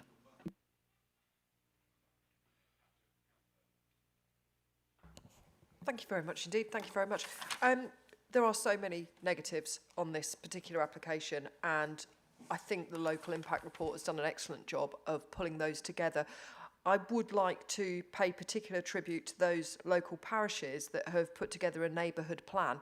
It's great to see these referenced in these local impact reports, and it really does show those people that put so much work into doing the neighbourhood plans that they are listened to and they are important within the local community. If I could just fall back on a couple of points that I did want to mention as well. This is just utterly vast. There is no sort of getting away from that. My comments will jump around, I'm sorry, because I've sort of gone through the report, so we've got sort of them in various sections. But certainly the 328 batteries that are possibly going to be located at a single centralised facility, that is so much of a risk in my view. I think the decommissioning process is absolutely vital. Nowhere in the UK has gone through this decommissioning process yet. We have no idea what the impact will be on that, and we're unable to gauge it because there is no history to look at. I have grave concerns that any decommissioning process would be a much, much slower process than commissioning, because no developer is going to be in a rush to take it down. So I think that is something that I'm pleased to see in the report, and actually think could possibly have a little more emphasis if other members felt so too. The other things I'm concerned on page 365, you refer to the AAH report, and I'm concerned by the study area being limited to the residential properties within 2K, when obviously it's typical to look at 3K. I also note from your report that the locations chosen for photo montages were perhaps not locations that would be sort of widely considered, I think it's fair to say from my reading of the report. And I think sort of, if we look at the policies that it's contrary to, and it will start to feel like I'm just reading out numbers, but CLLP S5, S14, S53, S57, S67, S54, it conflicts with M11, it's contrary to LMWLP policy W1.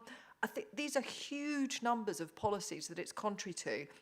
And I think sort of more than all of the policy side of things, this will irreversibly change our local area forever. It is a sort of, we say the word temporary, 60 years. I don't think I'm going to make 60 more years. I may be lucky, but you never know. This isn't really temporary. This is all of our lifetimes. And I think we must consider the impact for future generations. The decommissioning, we need to protect our future generations. This isn't just about us now, it is about the future. So, yeah, I wholeheartedly endorse the report that you've written and will be voting in accordance with your recommendation. Thank you.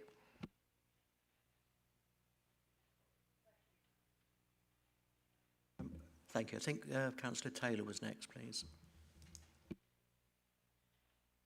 Thank you, Chairman. Councillor Bean wishes to make a further comment, I believe. Sorry, Councillor Bean. Yes, we did go on. If you'd like to come back on your previous comment. Thank you, Councillor. Thank you, Chair. First of all, I'd just like to agree with everything that Councillor Vernon just said. And I am reassured that we are going to make, as part of our recommendation, a requirement for this archaeological survey of the site. After all, the site is called Foss Green.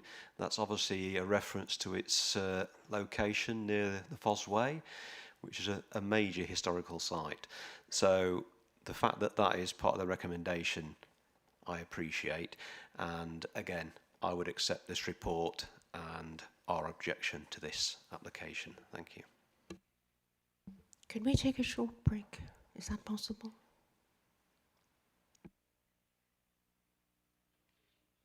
I think we have another 2 speakers, and then that'll be it. So if we could possibly just motor on through, and then we will be having a break after this. Councillor Taylor. Thank you, Mr. Chairman. I know we've been in this meeting for quite a time this morning, so I'll try to keep these comments brief. We've heard some very passionate comments here this morning from the county member for the area and from the parish council. As Councillor Vernon has made clear, the parish council has clearly made some effort and worked particularly hard on this, their comments. We do need to listen to people here. And going through this report, as Councillor Vernon and others have said, it's a scale to the scale of this development. It's, I mean, when we start looking here about again, the word temporary repairs, Councillor Vernon mentioned this, well, does anybody in this room expect to be here in 60 years' time to monitor this process? Unlikely, shall we say. That's the problem. That definition of the word temporary, we do need to put the spotlight on that. And this council has a strong record of promoting agriculture and food in this county. At the last administration, I chaired a panel looking at producing recommendations to support that industry. And we must all be aware that we live in an uncertain world, actually maybe more uncertain than a generation ago. And to rely on imports is actually foolish. There's no sense in that. And if we continue to cover our countryside, the best and most versatile agricultural land with solar, these industrial developments, we would regret it in the future when we could see that we can see the problems ahead, we can see that. And also loss of trees. County Council have got a policy on planting trees. This is reducing trees. It damages our environment, damages the whole aspect of what Lincolnshire is known for. I'm pleased the comment here regarding tourism is mentioned in the report, because we do need to realise how important that is. We do need to listen to local people, and we all know there are alternatives. We all know, if we are prepared to look at alternatives, there are rooftops and different industrial buildings where solar can be used. So I do wish to support the recommendations in this report. Thank you. Thank you. Councillor Murray. Thank you, Chairman. I fully understand, actually living here myself.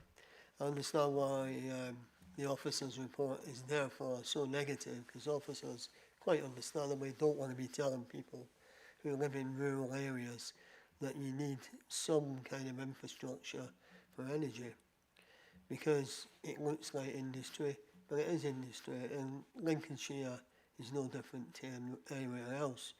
In fact, we've got a massive industry, the agribusiness industry, which dominates the whole county. However, wherever we live, urban, rural, whatever, we all want to be able to access electricity. And some members have been talking about the future. It won't be much of a future given global warming. And I'm aware that some members of the council think global warming isn't a reality. They need to think a little bit harder. We haven't got much of a future if we don't stop using fossil fuels. So people need to open their eyes and think carefully how we look after our environment better. And Lincolnshire needs to do its bit to have some infrastructure, because like I say, Chair, we all want electricity. Thank you. And I'd like to say thank you to all the members for their comments. And I'm happy to propose that we accept the officer's recommendation that the Committee A approves the submission of the local impact report at Appendix B to the Foss Green Solar Examining Authority and informs the Foss Green Solar Examining Authority of the County Council's objection to the Development Consent Order application as noted in the report. Do I have a seconder? I'm happy to second that, Chairman. Thank you very much. We'll now take that to a vote. All those in favour, please raise their hands. Those against? Any abstentions? Thank you. That motion has been carried. If I'd like to see members back in the chamber in 15 minutes' time, so we're looking at 12:25, and we'll resume the rest of the meeting. Thank you so much, members.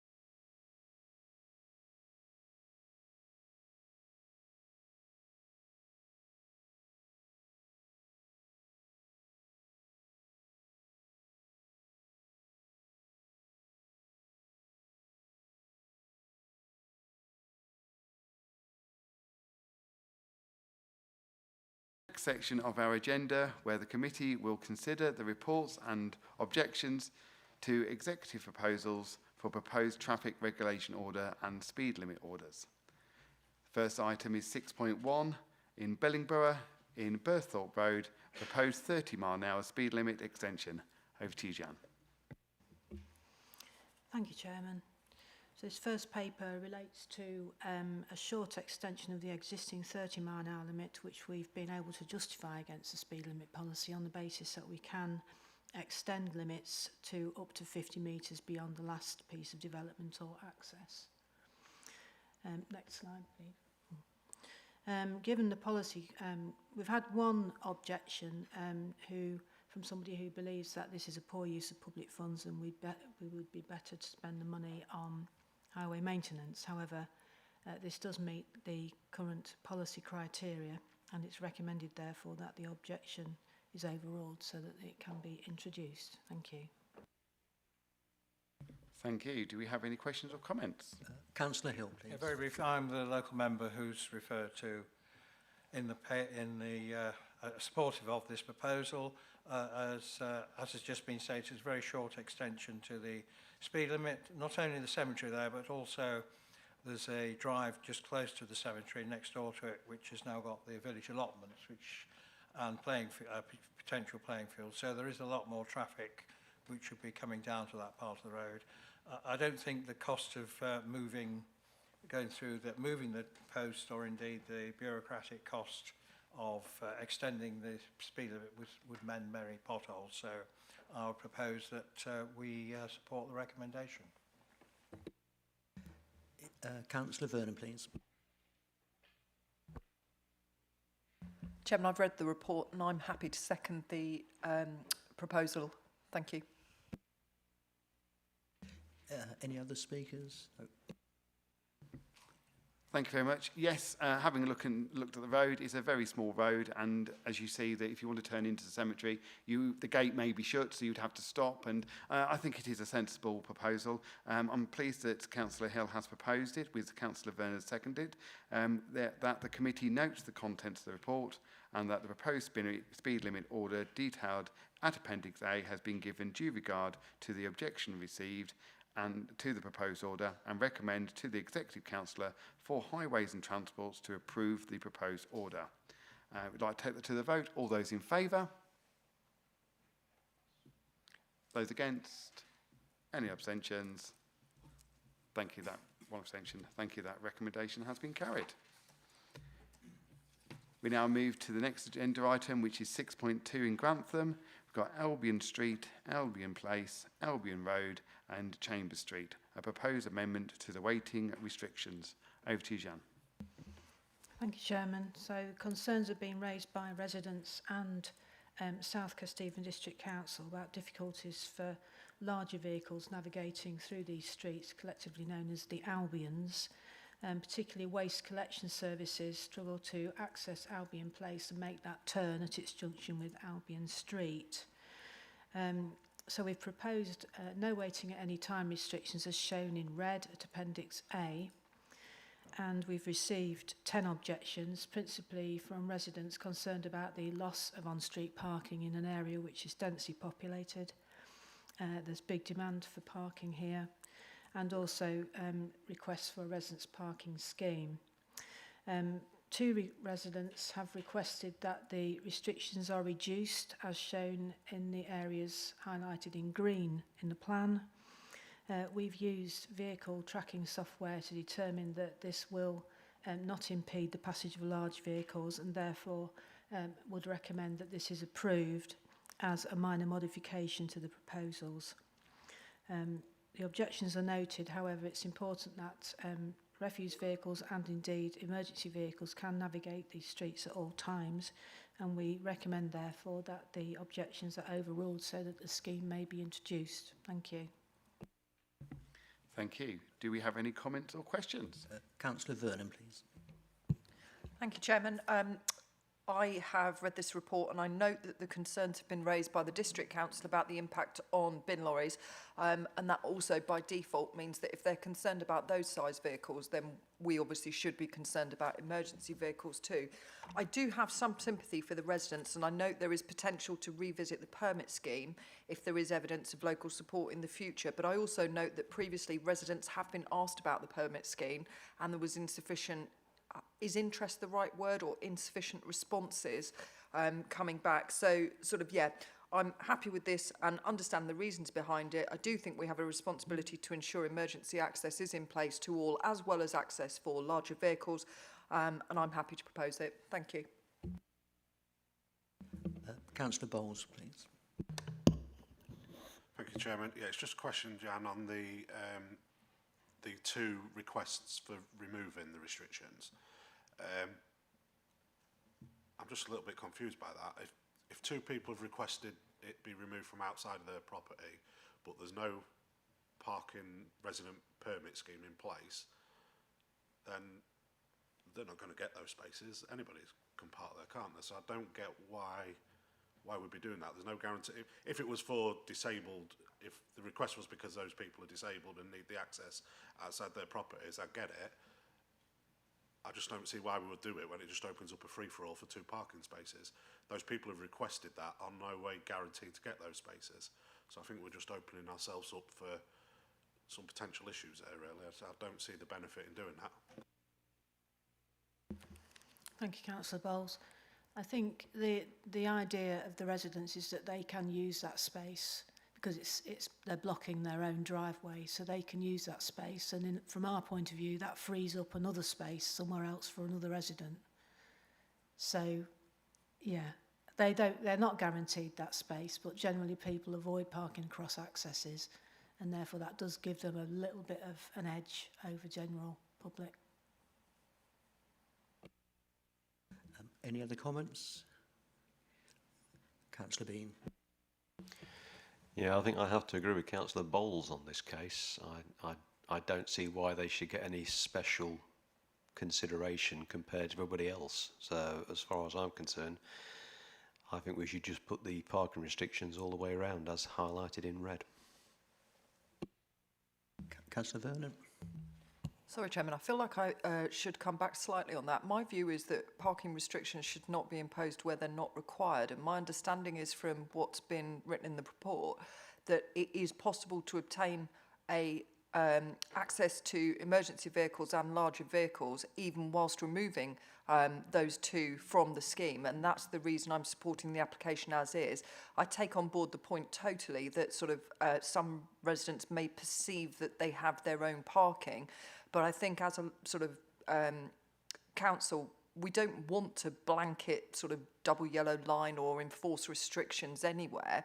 And I think if we can get away with not doing it across the board and allow some spaces, albeit in this instance they are outside somebody's houses, but if they were on a corner and weren't outside somebody's house, then I would support that too. Thank you. Thank you, Councillor Bennett. I'm in complete agreement here. I think if there is a possibility for having two extra spaces on a road, then without just double yellow lining it, that is fine. I do note that the roadways or the occupancies do not have a drop curb where those two spaces are going to be, so it's not actually blocking anybody's driveway because it isn't a drop curb. Now, they may have used their frontage as a driveway or their rear, but there isn't a drop curb at the time, so until a drop curb is put in place, it could be opened up. I'm happy to except that Councillor Vernon would like to propose that the committee notes the contents of the report and the proposed traffic regulation order detailed in Appendix A, have given due regard to the objections received as detailed in the report, and recommends to the Executive Councillor for Highways and Transport to support the proposed order.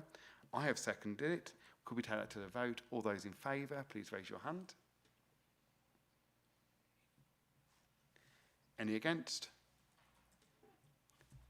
Any abstentions?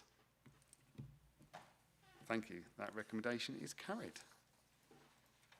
Now move over to item 6.3, staying in Grantham, is Elmer Park Road, proposed waiting restrictions. Over to you, Jan. Thank you. Next slide, please. So we've received concerns about parking at the junction of Alma Park Road and 5th Avenue. There's a small number of businesses nearby who generate some short-term parking, and this does take place around the junction, and this can disrupt traffic flow. So we've proposed the restrictions shown at Appendix A and received 2 objections of opposing views. One thinks they're unnecessary and one believes that they should be extended. The disruption to traffic flow, particularly larger vehicles, has been evidenced, and we therefore recommend that the objections are overruled so that we can introduce these proposals as advertised. Thank you. Thank you. Do we have any comments or questions? Councillor Hill. Thank you, Chairman. I do know, I used to represent this area many years ago on the County Council. In addition to there is a small lay-by just up from this junction where there's about 3 or 4 shops, aren't there? And also Alma Park Industrial Estate is a bit further down. So it is a busy road used a lot by large vehicles. I would support the recommendation. I mean, again, we're actually putting restrictions on a bend where, as we've discussed many times before, it's already illegal, or it's already against the highway code to do that. I think, to be honest, it's as it stands, that's a reasonable suggestion. But I would think in future there is an issue where the very busy lay-by, where people pop into the newsagents and what have you, it may be in future that would require some sort of restriction on it to make sure that people don't linger too long, because it's an in and out sort of situation. But I would certainly support this this recommendation as it stands. Thank you. Councillor Overton. Thank you. Also support recommendation. Number 9, house number 9 there, do they have anywhere to park within vicinity, just out of interest? Or because the real bugbear is that on the other side of that junction, you know, outside number 9 there, because as has just been said, that you normally can't park on a corner, which is the other part we're having to put in. But the one on the other side of the road, one would normally be able to park, I think, unless we've put some lines there, which is the proposal. So what would those cars do? Thank you.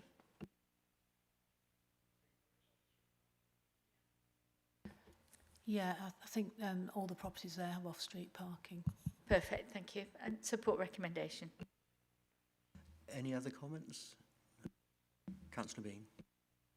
Thank you, Chair. Yeah, I'll support the recommendation as well. I think it's just, like Councillor Hill's already said, we're wasting council money here enforcing something that people shouldn't be doing. Thank you. In that case, then, I would like to propose that the committee... They supported, they didn't propose. Yeah, so in that case, I would like to propose that the committee notes the contents of the report and the proposed traffic regulation order as detailed in Appendix A have given due regard to the objections received as detailed in the report and recommends to the Executive Council for Highways and Transport that the proposed order be approved. Do we have a seconder? Seconded. Councillor Overton. We'll now take it to the vote. All those in favour, please raise their hand.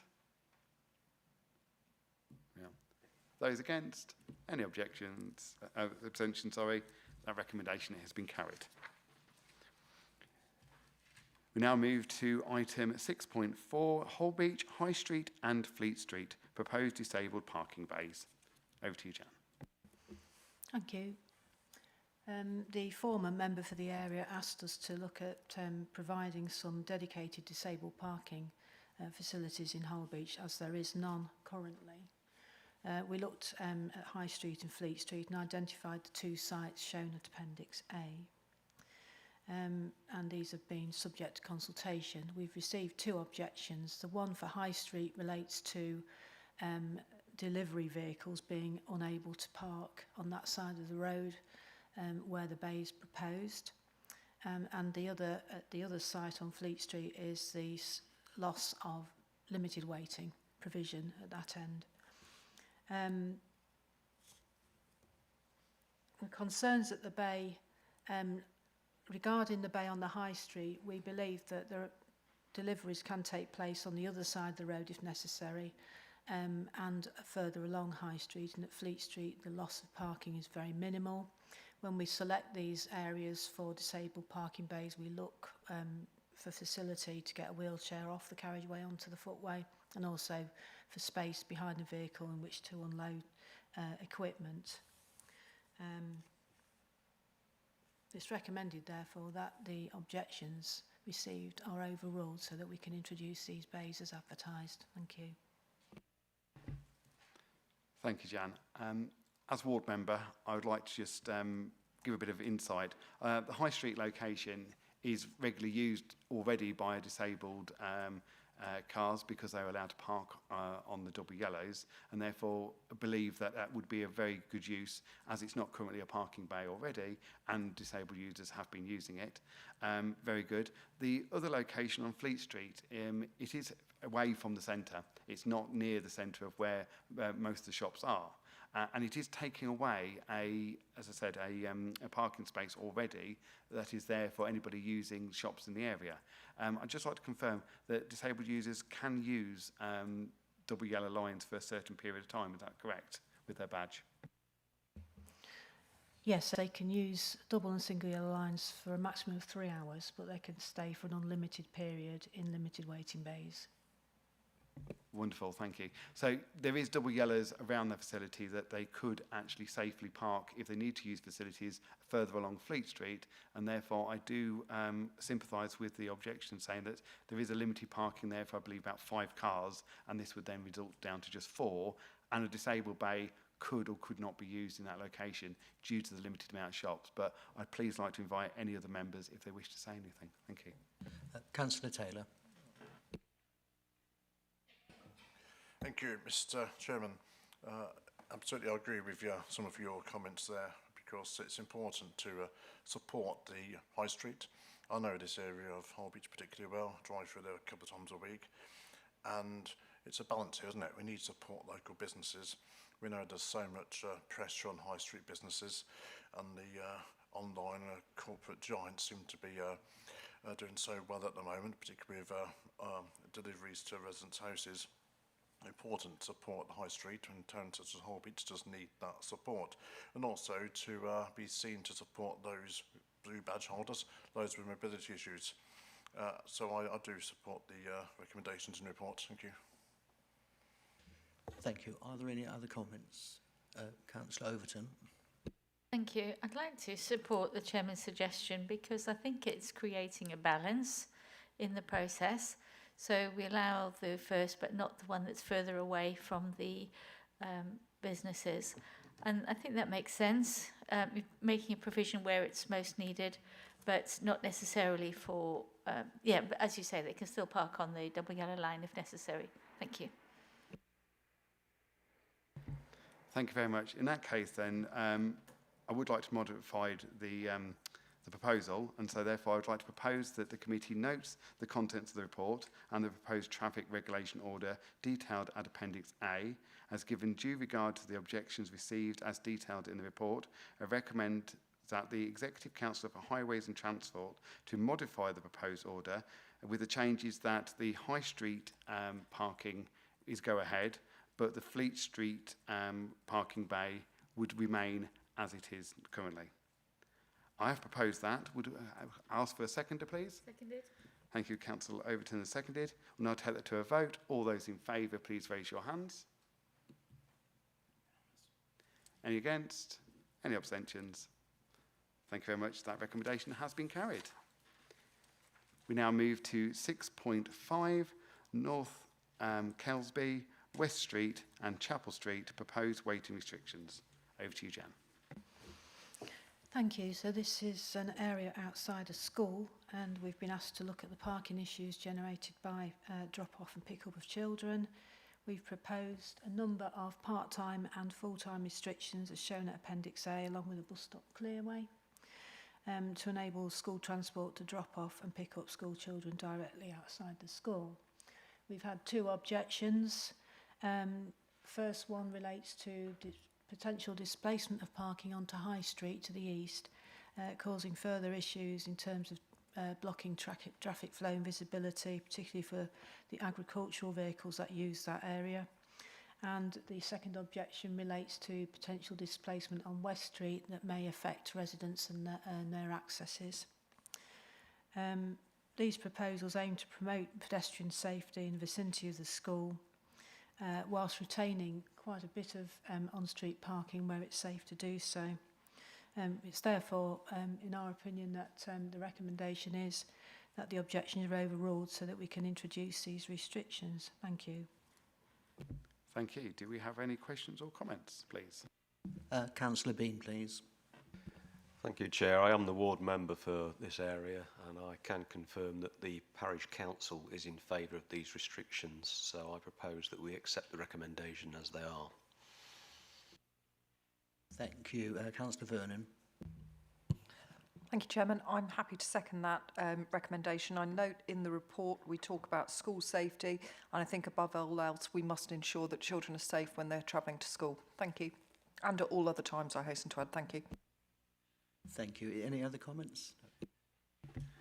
Thank you. Well, Councillor Bean has proposed that the committee notes the contents of the report, and the proposed traffic regulation order detailed in Appendix A has been given due regard to the objections received as detailed in the report, and recommends to the Executive Councillor for Highways and Transport that the proposed be approved. That has been seconded by Councillor Vernon. All those in favour, please raise your hands.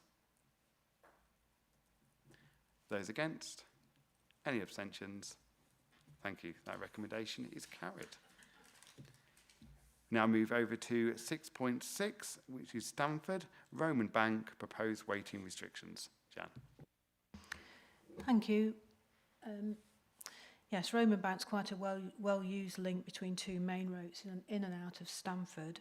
However, parking does take place along both sides of the southern end of the road, and this does result in congestion and lack of forward visibility on entering Roman Bank from Tinwell Road. To improve the situation, we propose the full-time and part-time restrictions as shown at Appendix A and have received 10 objections. The objections relate to the potential for displacement of parking further along Roman Bank and into its side streets, and a belief that removing parking will increase traffic speeds. In order to maintain traffic flow along this route and reduce the potential for collisions at the junction with Tinwell Road, the restrictions as proposed will be required.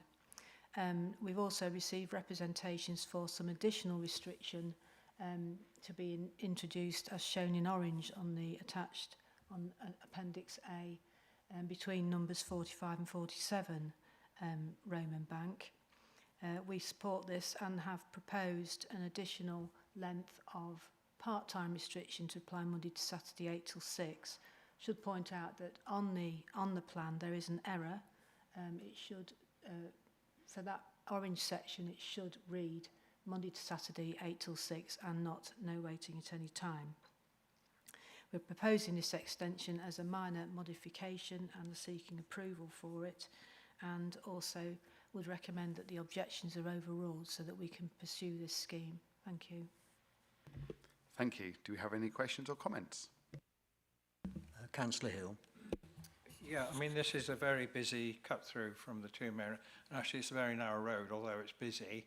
And actually if people, I'm not sure it's if two people parked on either side of the road opposite each other, they'd actually block the road. So there's almost an element of self-policing here. I think I do support these recommendations because most on all the houses there do have, there's limited frontages onto the road from the west. On the east side, all the houses, I believe, have quite substantial off-street parking. I think there is an issue for the rest of Roman Bank because we're only this is proposed is only for half of it because there's then the top bit. So I just wonder in terms of, because that's very similar, so are we, I don't know what the thoughts are of your colleagues in terms of the, because there will be some displacement, I suspect. So I just wonder what, if you would explain why the whole of Roman Bank wasn't included. Thank you, Councillor. I think the idea is that if we can introduce these proposals, then we can look at the impact, potential impact of it, and revisit the area if need be, and have a better view of what's required rather than going in all now. Thank you. Councillor Hill. Sorry, Councillor Vernon. Thank you, Chairman. I've noted the points that Councillor Hill's made. I actually know this road quite well and do travel it, so I completely... You rat runner, are you? I know I'm not a rat runner, thank you very much indeed. I travel this road. So I do understand firsthand the issues that are experienced on this road. I think this proposal is a sensible first point, and I would agree with Councillor Hill's comments that I do have a slight concern that it's going to displace the issue further up the road. I am really pleased to see the addition of the no waiting at the top of Exeter Gardens and St Clement's, because traditionally that is quite tricky around there. And I think fundamentally the point that sort of nobody's mentioned so far is that there have been 2 injury accidents along that road. And again, we do have a responsibility to ensure that these roads are safe for people to travel down. So I'm happy to propose if you haven't, or second if you have. I can't quite... Propose, yeah, thank you. But yeah, I also think the balance is right with some of the restrictions being limited to 8 till 6 as well, and gives residents a chance. Thank you. Wonderful. Councillor Vernon has proposed that the committee notes the content of the report and the proposed traffic regulation order detailed in Appendix A, including the correction of the proposed restrictions, has given due regard to the objections received as details in the report, and recommends to the Executive Council for Highways and Transport that the proposal be approved. That has been seconded by Councillor Hill. We'll now take that to the vote. All those in favour, please raise your hands. Those against? Any abstentions? That recommendation has been carried. We move on to the next item, which is 6.7, Swines Head, Abbey Road, proposed loading restrictions. Over to you, Jan. Thank you. This is a follow-up scheme to part-time restrictions we introduced on Abbey Road outside the school in 2023. There has since been employed a school crossing patrol person who operates in this area. Unfortunately, people are continuing to park on the single yellow lines, and this is jeopardising the visibility of that patrol and pedestrians. We're proposing loading restrictions alongside the restrictions that are in, and to apply for the same periods, and these will enable us to issue a penalty charge notice immediately to anybody parked there, as opposed to having to observe them for 5 minutes in advance of that. We've had 3 objections, mainly about displacement again of vehicles in the surrounding area, and saying that this will probably cause similar problems elsewhere. A view that it's sensible to let parents drop off children outside the school and it doesn't impact on the surrounding area. There's also been noted that the restrictions will impact on residents all year round, not just during school term time. And there's a concern about deliveries to local businesses, which will be disrupted. The loading restrictions proposed will improve our ability to enforce in this area, and we believe that will benefit the safety of the crossing patrol and pedestrians, and therefore recommend that the objections are overruled. Thank you. Thank you very much. Do we have any comments or questions? Councillor Hill. I'm struggling a bit with this because I think the valid point that all the school holidays and all the time when school's not operating, I wonder why the no loading is such long hours, 8 till, because that's not consistent what we've, unless I'm mistaken. I mean, schools, why is it starting at 8 a.m? I would have thought half an hour before, and certainly before, would be adequate. So I'm not, unless I hear to the contrary, I'm feeling that we're saying that there are some restrictions there, we're not enforcing them, so by the way, we'll put more in. I just think for the businesses and for the local residents, I think it's unnecessary, and I think should be looked again. So unless I hear a persuasive argument to the contrary, I'm not supportive of these proposals as they stand.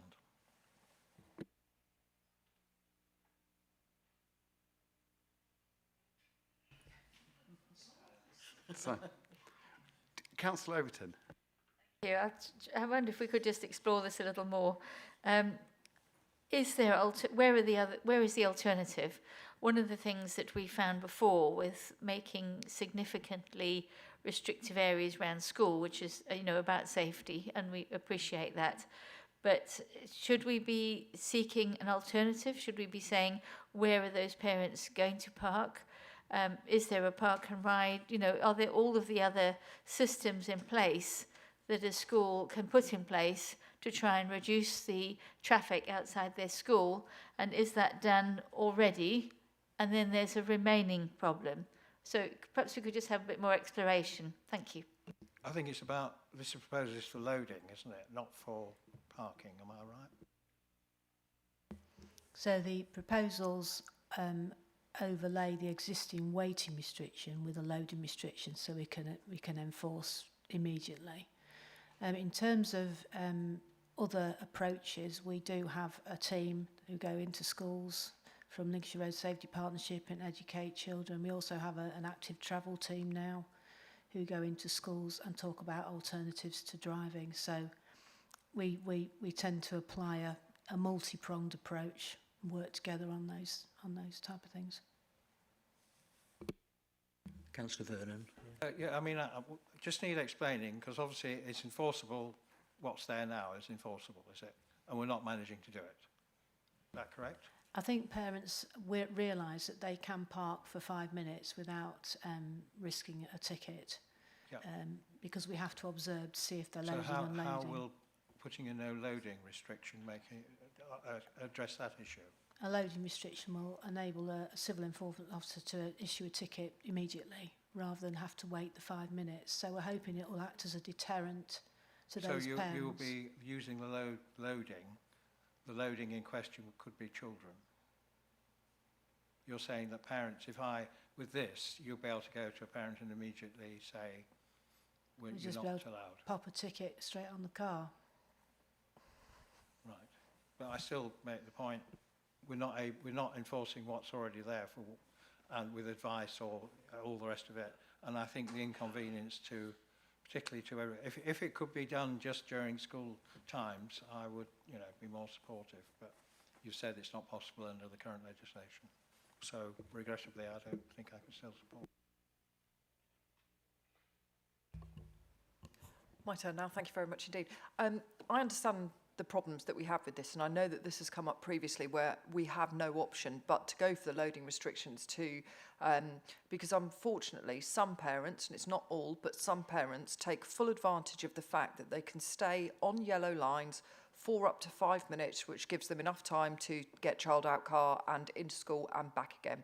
So unfortunately, regrettably, I don't think there's any choice if we're to enforce safe areas outside our school. The other thing that Councillor Hill, you raised earlier on about the hours being between 8 and 9:30 and 2:30 till 4, many schools now obviously have breakfast clubs and before school clubs and after school clubs, so I can understand why those hours are necessary to facilitate working parents dropping their children off. But again, I have immense sympathy for those who are objecting to this scheme, but I don't see that we have any choice at all. And we will all have had this come up in our divisions where people are complaining about school parking and parking outside schools. And I do believe that sort of schools are doing their absolute best to try and manage that process. But fundamentally, if a parent's going to park there and there's no penalty under 5 minutes, they're going to do it, I'm afraid. So I'm happy to support this recommendation. Thank you. Thank you. I'll second that. We haven't been proposed yet. Would you like, Councillor Bean, would you like to propose? Did you support it? Do you want to propose it? You can. I'm happy to propose if I didn't formally, so yes, I am very happy to propose that. Thank you. Thank you. And Councillor Bean, would you like to second it? That's fine. Jan, just quickly, do we know what time the crossing patrol actually starts? Do they start at 8 or 8:30? It varies between sites, but they're usually there for about 45 minutes, but I don't know, I'm afraid, on that particular site. That's fine. Schools normally go in about 25 to, so they would be there to patrol. I think as they've got a crossing patrol there and they're finding it difficult to see the cars because of the cars parking there, I think in this instance I would happily support Councillor Vernon, who has proposed that the committee notes the content of the report and the proposed traffic regulation order detailed in Appendix A has been given due regard to the objections received as detailed in the report and recommends to the Executive Councillor for Highways and Transport that the proposal be approved. Has been seconded by Councillor Bean. All those in favour, please raise your hand. Those against? Any abstentions? Thank you. That recommendation has now been carried. I'd like to move over to item 6.8 in Waddington High Street at various locations. Proposed no waiting at any time. Over to you, Jan.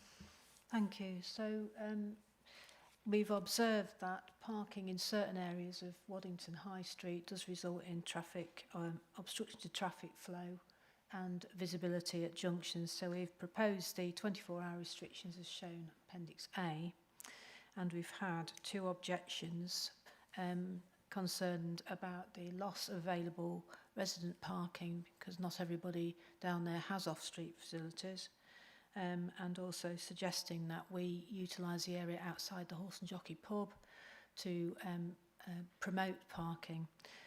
However, this would disrupt visibility for vehicles exiting Manor Lane, which is a busy route into this area.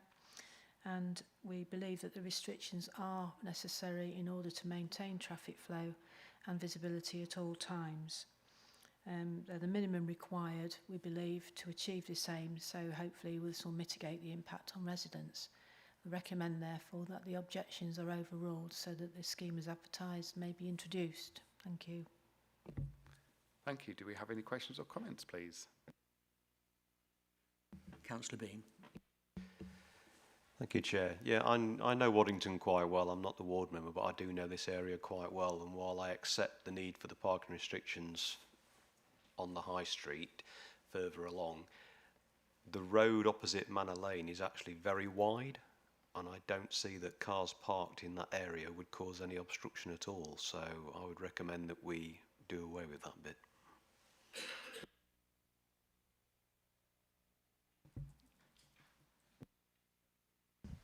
Thank you, Councillor Bean.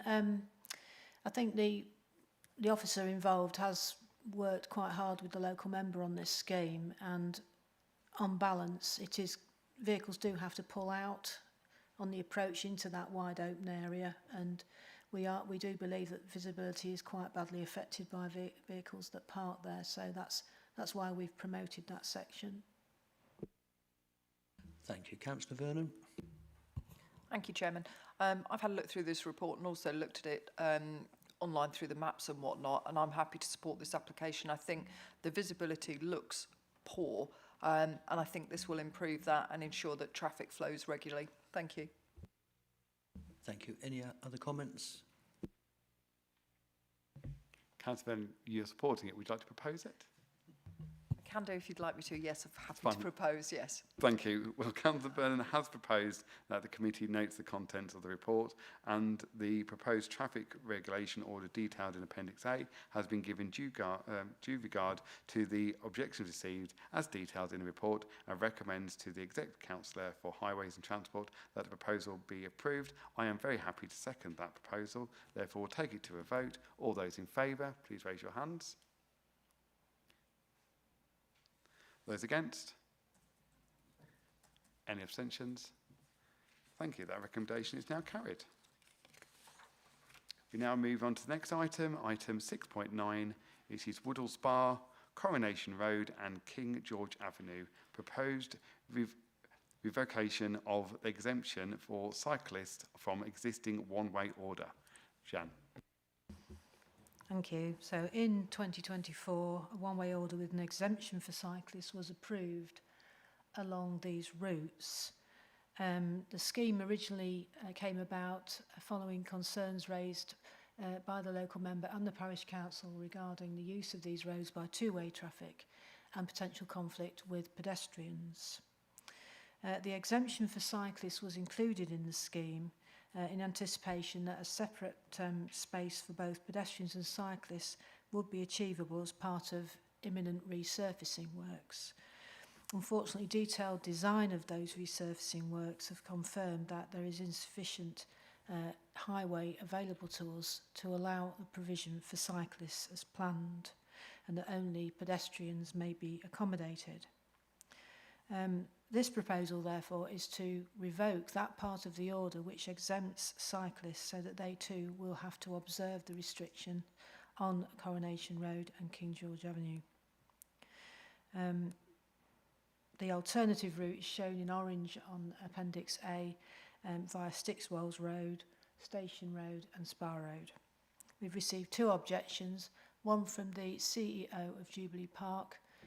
Jubilee Park promotes heavily the use of alternative modes of transport and walking and cycling to and from their site, and believe that this scheme goes against that, and that the current arrangements for two-way traffic, cyclists and pedestrians is acceptable. We've also had similar comments made by a member of the public who also feel that cyclists, vulnerable cyclists using the alternative route will be put at risk. Regrettably, there is currently insufficient width for us to provide a cycle facility to current design standards, so it would not be appropriate to encourage cyclists to use this route. A shared footway cycleway is in place on Stixwell Road up to the roundabout, and the speed limit on Stixwell Road is due to be reduced to 30 miles an hour shortly. It's recommended, therefore, that the objections are overruled so that we can revoke this part of the order. Thank you. Thank you. Do we have any comments or questions, please? Councillor Hill.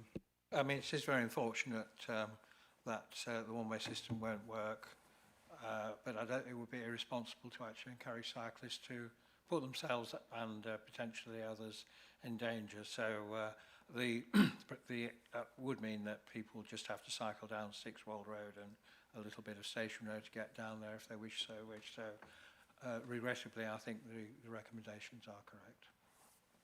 Thank you. Any other comments? Can I just clarify that cyclists are able to walk a cycle down opposing a one-way, so if they wish to dismount and walk along Coronation Road, then they could cut off the junction and if they feel unsafe. In that case then, Councillor Hill, would you like to propose it? Wonderful. Councillor Hill has proposed that the committee notes the content of the report and the proposed traffic regulation order detailed in Appendix A has been given due regard to the objections received as detailed in the report and recommends to the Executive Council of Highways and Transport that the proposal be approved.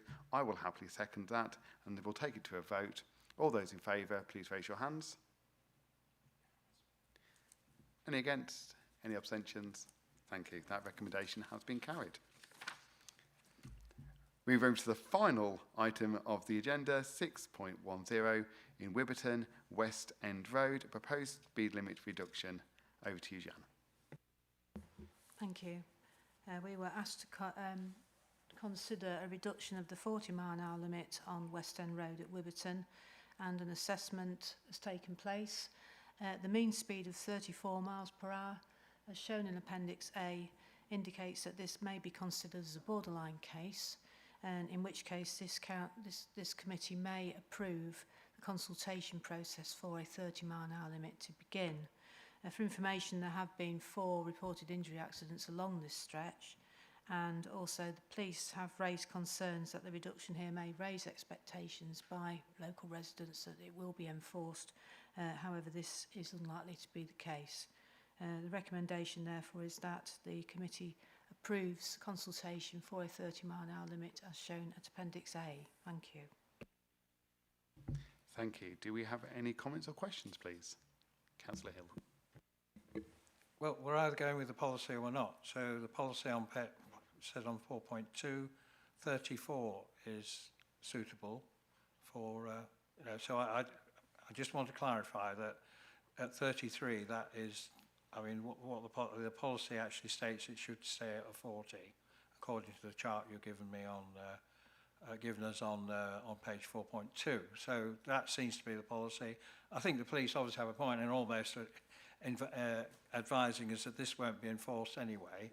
So again, although, and I'm not sure, is the only criteria the fact that the deemed average speed is 34 miles an hour, and there are no other issues in terms of accesses, and whether the injuries will actually trigger it as well. So I just wonder, we have these policies, and I just wonder why in this case we're not following the policy and sticking with the 40. Thank you, Councillor Hill. So the policy, where we have a speed limit in place, we no longer have to justify the introduction of a speed limit owing to development or accidents. What we do is we have to justify it on the basis of the mean speed of traffic. So all that was required here was the information for the mean speed. And in accordance with the table, if we'd got a mean speed of 33, we wouldn't be at the committee. It would have met for a 30-mile-an-hour limit. But because it's just over, we have to bring it to committee for members to make that final decision. And it's at their discretion. Well, it's clearly, the mean speed is assessed at being 34 miles an hour. And on the policy we have, between 33 and 43 miles per hour, the suggested limit would be 40.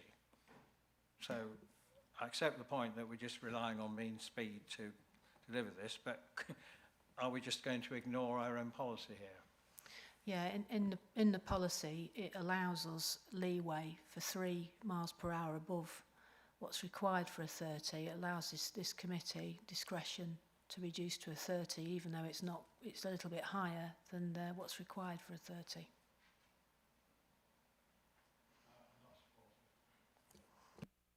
Okay. Councillor Vernon. Sorry, Councillor Hill, I will take a differing approach towards you. I note that obviously this is the reason that we have the committee, is because this is sort of a borderline case, and we have the discretion as to whether or not. Well, no, it is borderline according to the enforcement in the report, and so that's why sort of obviously we're here to discuss. I note that there have been 4 reported injury accidents. My concern is that the police have said that they are unlikely to be able to provide the resource to, in effect, enforce this. Now, obviously, there are other initiatives available, such as Community Speed Watch, which I'm sure their local member will talk to the parish council about and whatnot. But I do feel that if we're openly saying now that it's not going to be enforced, I have a concern about whether anybody's actually going to do it anyway.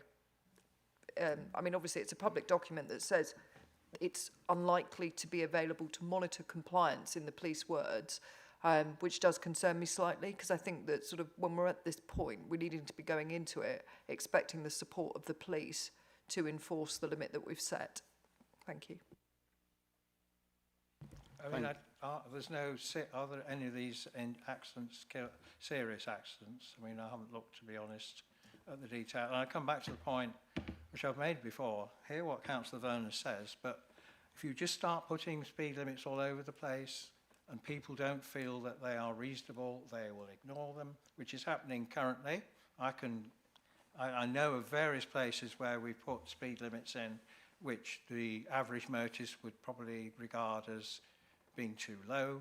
I mean, previously, until we had this policy of basically encouraging speed limits to come down, there was a strong view from the professionals that there is an element of people will obey a speed limit if they feel it is reasonable. So in a built-up area, say it's 30, fine, they'll probably stick to it. Outside of school, 20, they'll stick to it. But if they're in open countryside and they see a speed limit of 30 miles an hour, they will just think, well, this is pointless and we'll not take any notice. So I just disagree, but I think we'll end up doing that. Otherwise, we'll end up with 30 miles an hour everywhere shortly. Yeah, I'll just elaborate. We use the mean speed because that's an indication of what most drivers are travelling at. So that's our guide to whether or not. Which is 34 miles per hour. Pardon? The mean speed is 34 miles an hour. Yeah, so and it our policy suggests says 34. Then we're saying, oh, actually, it could be 30. You know, we could actually go even further. I just think that, you know, I just think we are on an interesting path at the moment on this. Can I just give some background to the location of this? It is a route that I've travelled quite extensively. To the left, as you're coming up, you're coming out of a 30, and then on the left you've got Jenny's Wood, which is a very popular wooded area where people go to visit, walk around, disabled access is available there, and people do walk their dogs. You have to stop before you enter Jenny's Wood because of the nature of the car park. So quite frequently I do travel along and they have to come to a standstill and then they come in, and it's the same as when they exit. Just past that there is a staggered junction, and I do note that myself, having travelled across the junction, it isn't the easiest to see. I am probably one of those people that are travelling 30 because of the nature of the road. I do take Councillor Hill's point, when you go past the junction, you do then slightly speed up again, but before you know it, you're back into a 30. And because at the end of that road, you end up at downtown Aldridge, that roundabout is always very busy. So you don't, it is quite a consultative area. I do take note of what you've said, but I think in this instance, this specific location does call for us actually to try and lower the speed down, just purely because there will be vehicles stopping before turning into Jenny's Wood. And therefore, if you're travelling at 40, it takes a lot longer to come down to a 0 than if you were travelling at 30. In which case, you know, I'm happy, if no other member has any questions to ask regarding this, then I'm happy to propose that the comments noted and the content of the report, and in doing so has given due regard to the relevant speed limit policy criteria as detailed in the report, has considered the proposal and commenced the statutory process for the speed limit order to introduce a 30-mile-an-hour speed limit for the section of the road as described in Appendix A, and recommends to the Executive Councillor for Highways and Transport that the proposal be approved. Do we have a seconder? Councillor Overton, did you... Thank you. Yes, I would like to second. Okay. It is difficult, and I do take the point from Councillor Hill there, but it is about the issue of whether you want to drive through a community again, and that's balanced against those people who live in the community. And whilst this is a relatively small one, you know, these are human beings with children and families, and they're concerned about the place they live. So that's the balance we're looking at. And from my point of view, I support the recommendation and second it. Thank you. Thank you. That has been seconded by Councillor Overton. I'd now like to take that to a vote. All those in favour, please raise your hand. Those against? Any abstentions? Thank you. That recommendation is now carried. Now that does conclude the business of this meeting, but we will shortly be having a training session on biodiversity net gain, and that will be starting, I've got down here 1:30. Can we delay that slightly? Yeah, but we do 10 minutes. So we do at 1:45, we'll be back into the chamber. This will be recorded for any members that do have to go off, as I know it is running a bit late. So if any member wishes to view it online, it will be available. And I would like to thank you for your attendance, and we now close the meeting at 1:19 in the afternoon. Thank you so much.